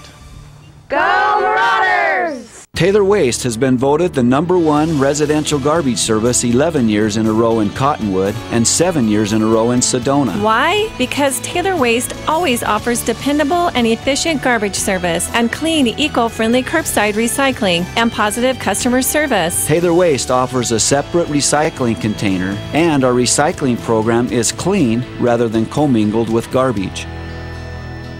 To start service, call your locally owned Taylor Waste, dedicated to providing service tailored to your needs. You'll get more miles for your money at Reese's Tire and Automotive Tire Pros. It starts with matching the right tire for you, your vehicle, and driving habits. And continues with expert brake, alignment, and warranty services to extend the life and performance of your vehicle. And to serve you better, we now offer King Cobra custom exhaust systems. Find out more about our nationwide warranty at reesestire.com.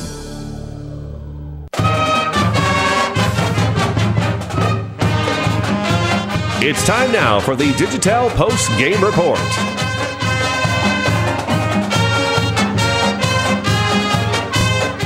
Stay tuned for the Marauder wrap-up, game highlights, and the Digitel player of the game.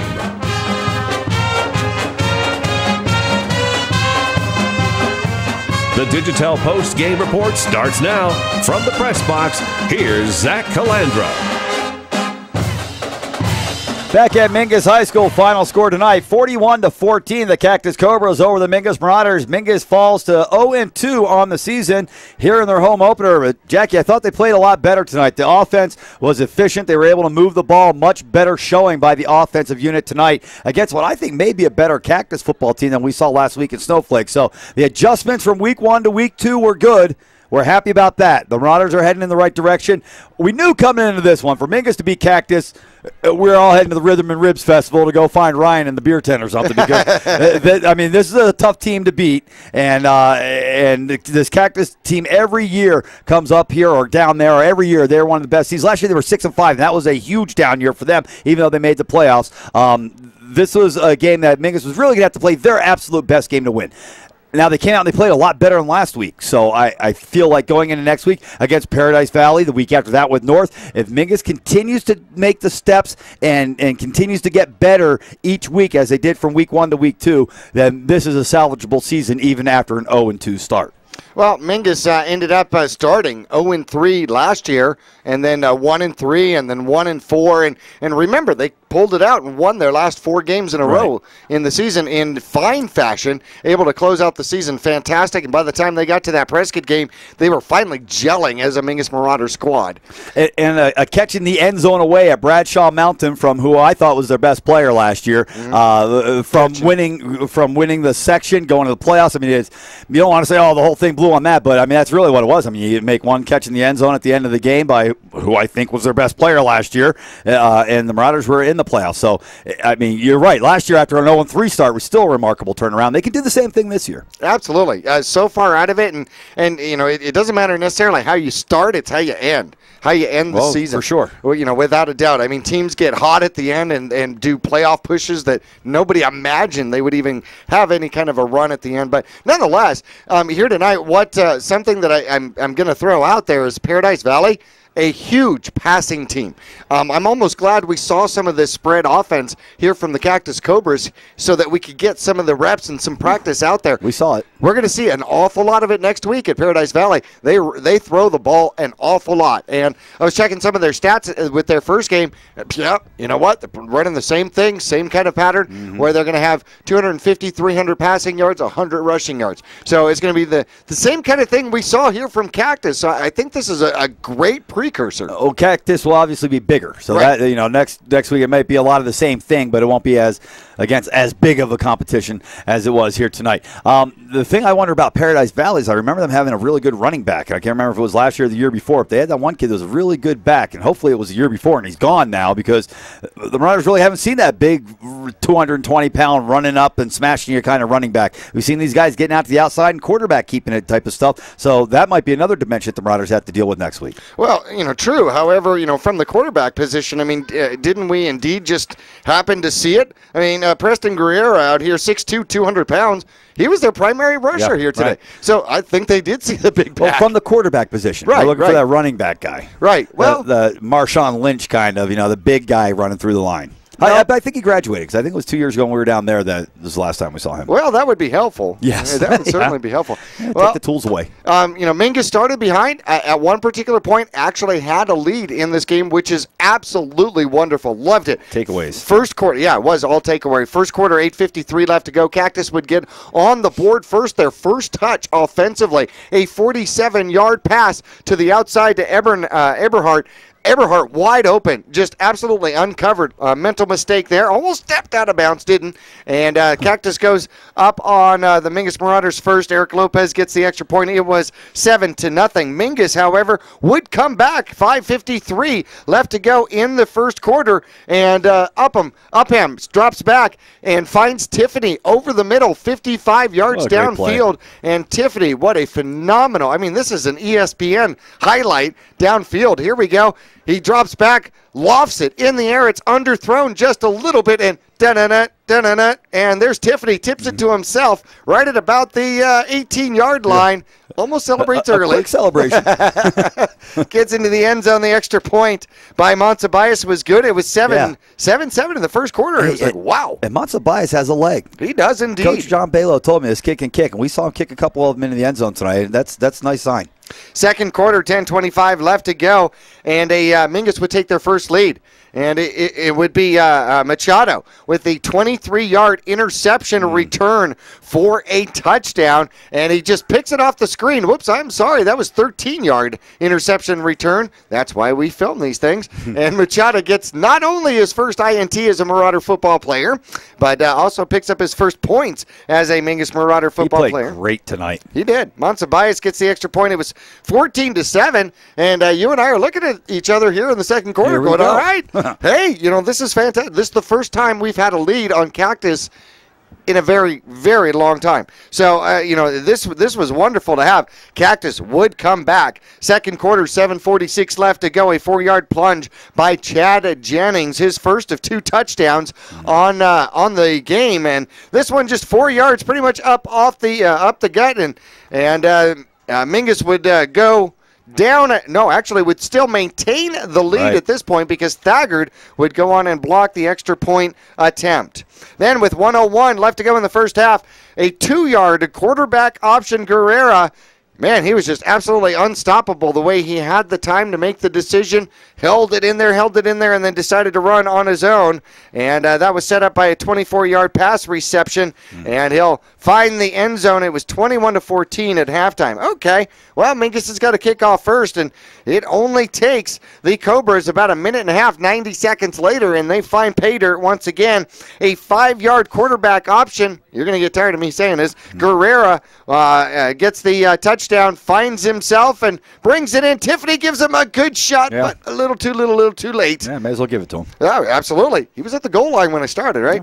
Yeah. Eric Lopez gets the extra point, and then they had Marauders doubled up 28-14. A little bit later on in the third quarter, 8:46 left to go. A 42-yard pass. Guerrera finds Uriah. Yeah. And that would be the next play. That one, that's the 5-yard plunge going the opposite direction. A bad snap on that particular one, and the Cactus Cobras lead at that point 34-14. And well, they'll pick up one more touchdown to finish it out here tonight, making the score 41-14 against the Mingus Marauders. Last year it was 34-14, so Mingus is pretty consistent with getting 14 on the board. Yeah, maybe next year we can put up a little more. Yeah, let's try for 20. Next year we probably won't play Cactus. Well, that's true. They'll make our new 2-year. It's a 2-year set.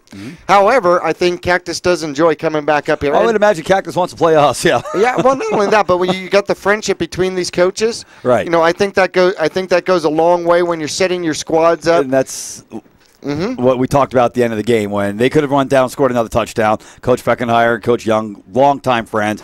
No reason for us to win it 49-14. We can win it here 41-14 or whatever it's going to end up being, and that's good enough. Let's run out the clock. And I'll tell you what, they ran almost 9 minutes off the clock on their last drive.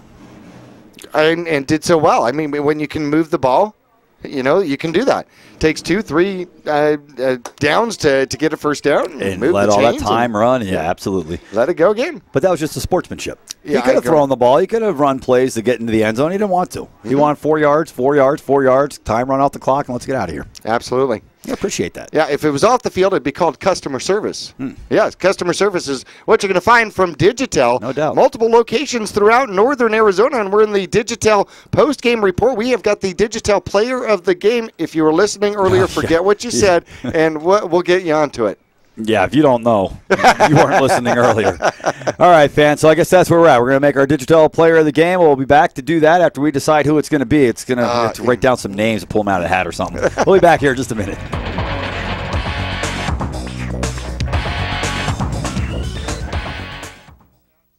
Mingus football and Vinny's Pizza go together like cheese and pepperoni. Order from the sub or pasta menu, or take home a specialty hand-tossed Vinny's Pizza. Give in to the temptation of Vinny's famous garlic knots and wings. Dine in or delivery for Vinny's New York Chef Pizza. Easy to find in the Clemenceau building near 6th Street and the 89A bypass in Cottonwood. It's the dawn of a new era in healthcare here in the Verde Valley. Spectrum Healthcare introduces whole person care for the mind, for the body, for all of you. With the opening of our new integrated care facility at 651 West Mingus Avenue in Cottonwood, Spectrum Healthcare now offers primary care, behavioral health, and pharmacy, all in one location. For primary medical care, for help with mental health and substance use disorders, for whole person health care, call Spectrum Healthcare, 634-2236. People often refer to Larry Green Chevrolet as the people place. Keeping that reputation is a priority in the community and with every customer that comes through the door. If you're on the market for a new or pre-owned car, truck, van, or SUV, you'll find their selection extensive and their sales team professional and courteous. You can also count on excellent after-sales service. Visit Larry Green Chevrolet on Highway 260 next to Walmart in Cottonwood. Your local Cottonwood Taco Bell has what you're craving for just $1. Shredded chicken mini quesadillas, spicy potato soft taco, spicy tostada, just a part of the new Dollar Cravings menu at your Cottonwood Taco Bell. Convenient hours, drive-through, and open late every night. Visit your local Taco Bell on Highway 89A and Cove Parkway in Cottonwood. Taco Bell. Live Moss. Pond Palace offers a wide selection of jewelry, electronics, musical instruments, firearms, and much more. And if you need money for that unforeseen financial burden, Tanner, Natalie, or Rob can get you a loan using your valuable items and collectibles. Scrap gold, silver, jewelry, guns, and electronics are all accepted. Visit Pond Palace on Calvary Way at 89A in the Dome Building, open 6 days a week, and online at pondpalaceaz.com.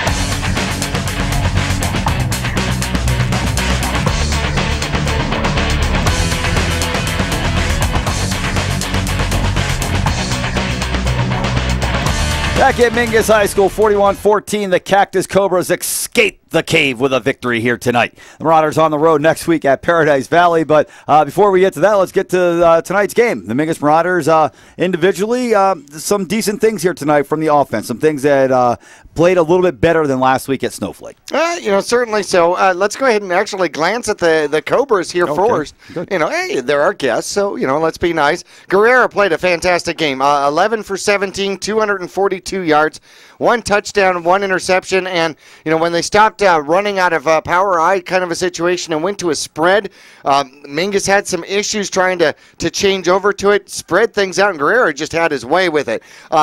Jennings ended up the leading rusher, 17 carries, 94 yards, 2 touchdowns, 344 yards of total offense out here tonight for the visiting Cactus Cobras, and they had a lot of different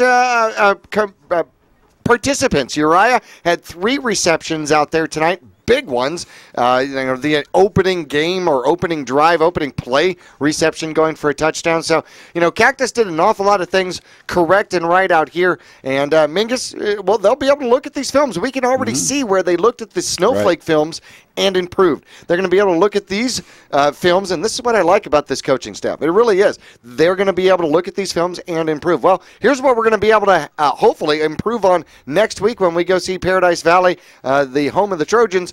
The Mingus Marauders here tonight offensively did better. They had 205 yards of offense in the first game. They're going to end up with 265 yards of offense here in this one. Upham ends up 5 for 7, 90 yards, 1 touchdown, 1 interception. He had 1 reception for negative yards, 2 receptions for 0 yards. And then your average. 2 long ones. 2 long ones, 1 going for a touchdown out here tonight. Machado, still 5 carries, 35 yards. By the way, Upham ended up tonight 14 carries, 17 yards after you take out the sacks against him. The 4 sacks against him here tonight, that hurt. Levi Collins, very good game, averaged 6 yards a carry, 8 carries, 48 yards for the game. Tristan Clark had 5 carries, 38 yards, so he would lead all in average. Garrett Story ends up with 11 carries and 37 yards here for the Mingus Marauders. So they were able to move the ball a little bit. I liked the fact that they could get the ball in the air a little bit. What would like to see more of that. But I think this team is definitely going to develop and gel. And we've had personnels coming in and out, and we've seen the coaching staff move people in and out. We saw new players on the field here this week that we didn't see last week. We saw new players in new positions that we didn't see last week. Absolutely. So, I don't think the adjustment period is over yet for the Mingus Marauders. Oh, no, this team's not done developing at this point. The one thing that I'd like to see the Marauders get better at right now is pass defense. Pass defense killed them the last 2 games. They've given up a lot of big plays, throwing the ball. They need to get a little better and a little tighter on their pass defense. But remember, we've also got 3 sophomores that are in and out of the defensive back positions, and still need to get better. Yeah, I know it's still a learning lesson. We just we don't have a lot of experience in the secondary yet, but it will be coming. I guarantee you they're certainly going to grow on that. Of course, Mingus Marauder Football is presented by Digitel, a Verizon premium wireless retailer. Did I see you with a new phone? Yeah. Yeah? Yeah. Where'd you get it? Digitel Verizon Wireless. What do you think? I went in there, they hooked me up, man. Got me a new plan, got me a new phone, and ready to roll. I'm caught up with the times, JB. How about that? Yeah. My plan was 7 years old. They said, we got something for you. And they really took care of me down there. It was a great experience. I got to say that. I mean, I know from experience now, Digitel Verizon Wireless, they'll take care of you. They show you everything. Guy told me go play with it for a couple of days, and when you can't figure anything out, bring it back in. I'll show you how to use it. Not if you can't, when you can't. Oh, no, he knows. Yeah, no, he knew. He saw me looking at it. He's like, just go play with it. Actually, he saw your old phone and went, when you need help. He asked me, does the duct tape come off? Of course it does. How do you think you get the battery off? Duct tape's been replaced numerous times a year. Come on. No kidding. Well, I'm glad you had a fantastic experience. We appreciate their support of Mingus Marauder Football, and of course you're going to find them next to another fine Mingus Marauder sponsor, Suzy Q, under the Texaco Star on Main Street in Cottonwood, and I've always had great experiences down there with their customer service. I think it was Josiah. Is that the young man's name? I think his name was Josiah. Yeah? Help me out. Good kid. Yeah, excellent, wonderful, personal recommendation. Yeah, absolutely. Go see him. And they're gonna sponsor our player of the game. Oh, we didn't figure out who that was. Oh, wait, we need a drum roll, don't we? Yeah. Okay. I don't think so. Should you or should I? Maybe my phone does that. You're right. It's a Cosera Verizon phone. We'll have to figure it out. I bet a drum sound effects. Yeah. Where's sound effects? Oh, they're on there. Oh, okay, good. I won't be able to find them for a year or so, but they're on there. There's more stuff on there than you can imagine. Ask your 12-year-old. No, I know. Right, I know. It's like my 7-year-old. Watch. Right. All right, so player of the game, JB. Let's see. I'm going to have to put my vote in for Orlando Machado. I would go with that. An INT. Man, he played great tonight. He did. Some big hits out there. Got the interception for a touchdown, second score for the Marauders, putting the Marauders up on the Cactus Cobras for the first time in long time. And not only that, but found himself running the ball. Yes. And this is all brand new to this young man. Yeah, it's the first year he's played football. Right. Baseball player extraordinaire. Football first year. And kind of a tradition here at Mingus. And I wish that we could change that. You find all these athletes, and they're just such great athletes in other sports, and they come out and play football in their senior year. And we appreciate that. We're happy to have them. And Coach Young, he doesn't play that, well, where have you been for 3 years? You come sit on the bench. You could be on the scout team. He's like, oh, man, you can play, and you're athletic. You're on the team. We need to get these kids in the programs earlier, though. I mean, we need to get them out here when they're freshmen and sophomores so they can grow with the program and get better, not just come in as a senior. I mean, we're happy that they're here, and we're happy that they're coming and playing, but I think Coach Young would tell you also he'd like to have these kids for 4 years instead of 1. Absolutely. And be able to develop them. I mean, imagine what these athletes would look like after 4 years of experience instead of 1. Yeah, Orlando Machado, great game tonight, JB. There's no doubt about it. The kid couldn't have played any better, I don't think. Well, on the road next week to Paradise Valley. It's been a while since we have been down there. In fact, it's been so long that Verde Valley TV coverage wasn't along with us. Boy, they're really going to like us now. No kidding. No, it'll be fun. Go down to Paradise Valley. It's a great facility down there. Hopefully you'll join us. If you can't join us, catch us on the air and join us that way. Yeah, be sure to catch us on the air, because if we see former Marauder basketball coach Scott Brown down there, we're going to grab him and have him up in the booth and talk to us a little bit. Last time we were there, he was the district athletic director for whatever district Paradise Valley's in. So if we get a chance to see Scott Brown, JB, that's always a great gentleman to talk to, and we'll try to get him on if we can. Yep, and enjoyed working with him when he was a Marauder, huh? Oh, for sure. Great coach. Rhythm and Ribs tomorrow. Yes. Fans, get out there tomorrow. Check out the Rhythm and Ribs. Get up early. Go watch some youth football at CMS, and then head to the Rhythm and Ribs Festival. It's a long day of eating and music and just a great family atmosphere. We found out that they do have jumpy castles and stuff. Bring the kids. And they said you can just take them over there, throw them the jumpy castles, go eat your ribs and watch your music and come back and get them later. Okay, so keep an eye on them while they're over there in the thing, but still have a great time. You can bring your kids. It's not like you're just telling your kid, okay, we're going to go sit in the sun all day on a blanket and watch bands play. That doesn't sound like a great idea, Dad. But there's jumpy castles where, oh, man. Okay, so bring your kids. Go enjoy the Rhythm and Ribs Festival. Great bands playing tomorrow, JB. And what time does it start? It starts early, right? Around 11 or 12 or something tomorrow, I think. Yeah. Ryan Bigelow, when he was here earlier, he would have let you know all that great stuff. All we know is that it's a great day of music and food and entertainment tomorrow at the Cottonwood Kids Park, which is right in front of the fairgrounds. $25 to get in tomorrow, and it's good for 3 free tastes of ribs and all the entertainment. And all the entertainment you can handle. Your headliner, Christian Bush from Sugarland, will be the headliner coming up tomorrow, and you got fantastic acts, national, up-and-coming, and even local before Christian takes the stage. So, absolutely phenomenal, and next year I'm going to talk to him about one of the jumpy castles for just adults. The adults, yeah, right, I hear you. The big jumpy castle with the water slide. Yeah, see, there we go. Wear your sunblock. It's going to be hot tomorrow. A lot of sun. Good. All right, fans, we'll talk to you next Friday night from Paradise Valley High School. Mingus Marauder football coming back to you live on Verde Valley TV, Channel 2 on Cable 1 and Suddenlink Cable Systems, or online on VerdeValleyTV.com. And, of course, you can listen to us live next Friday night, AM 1600 or 96.3 FM.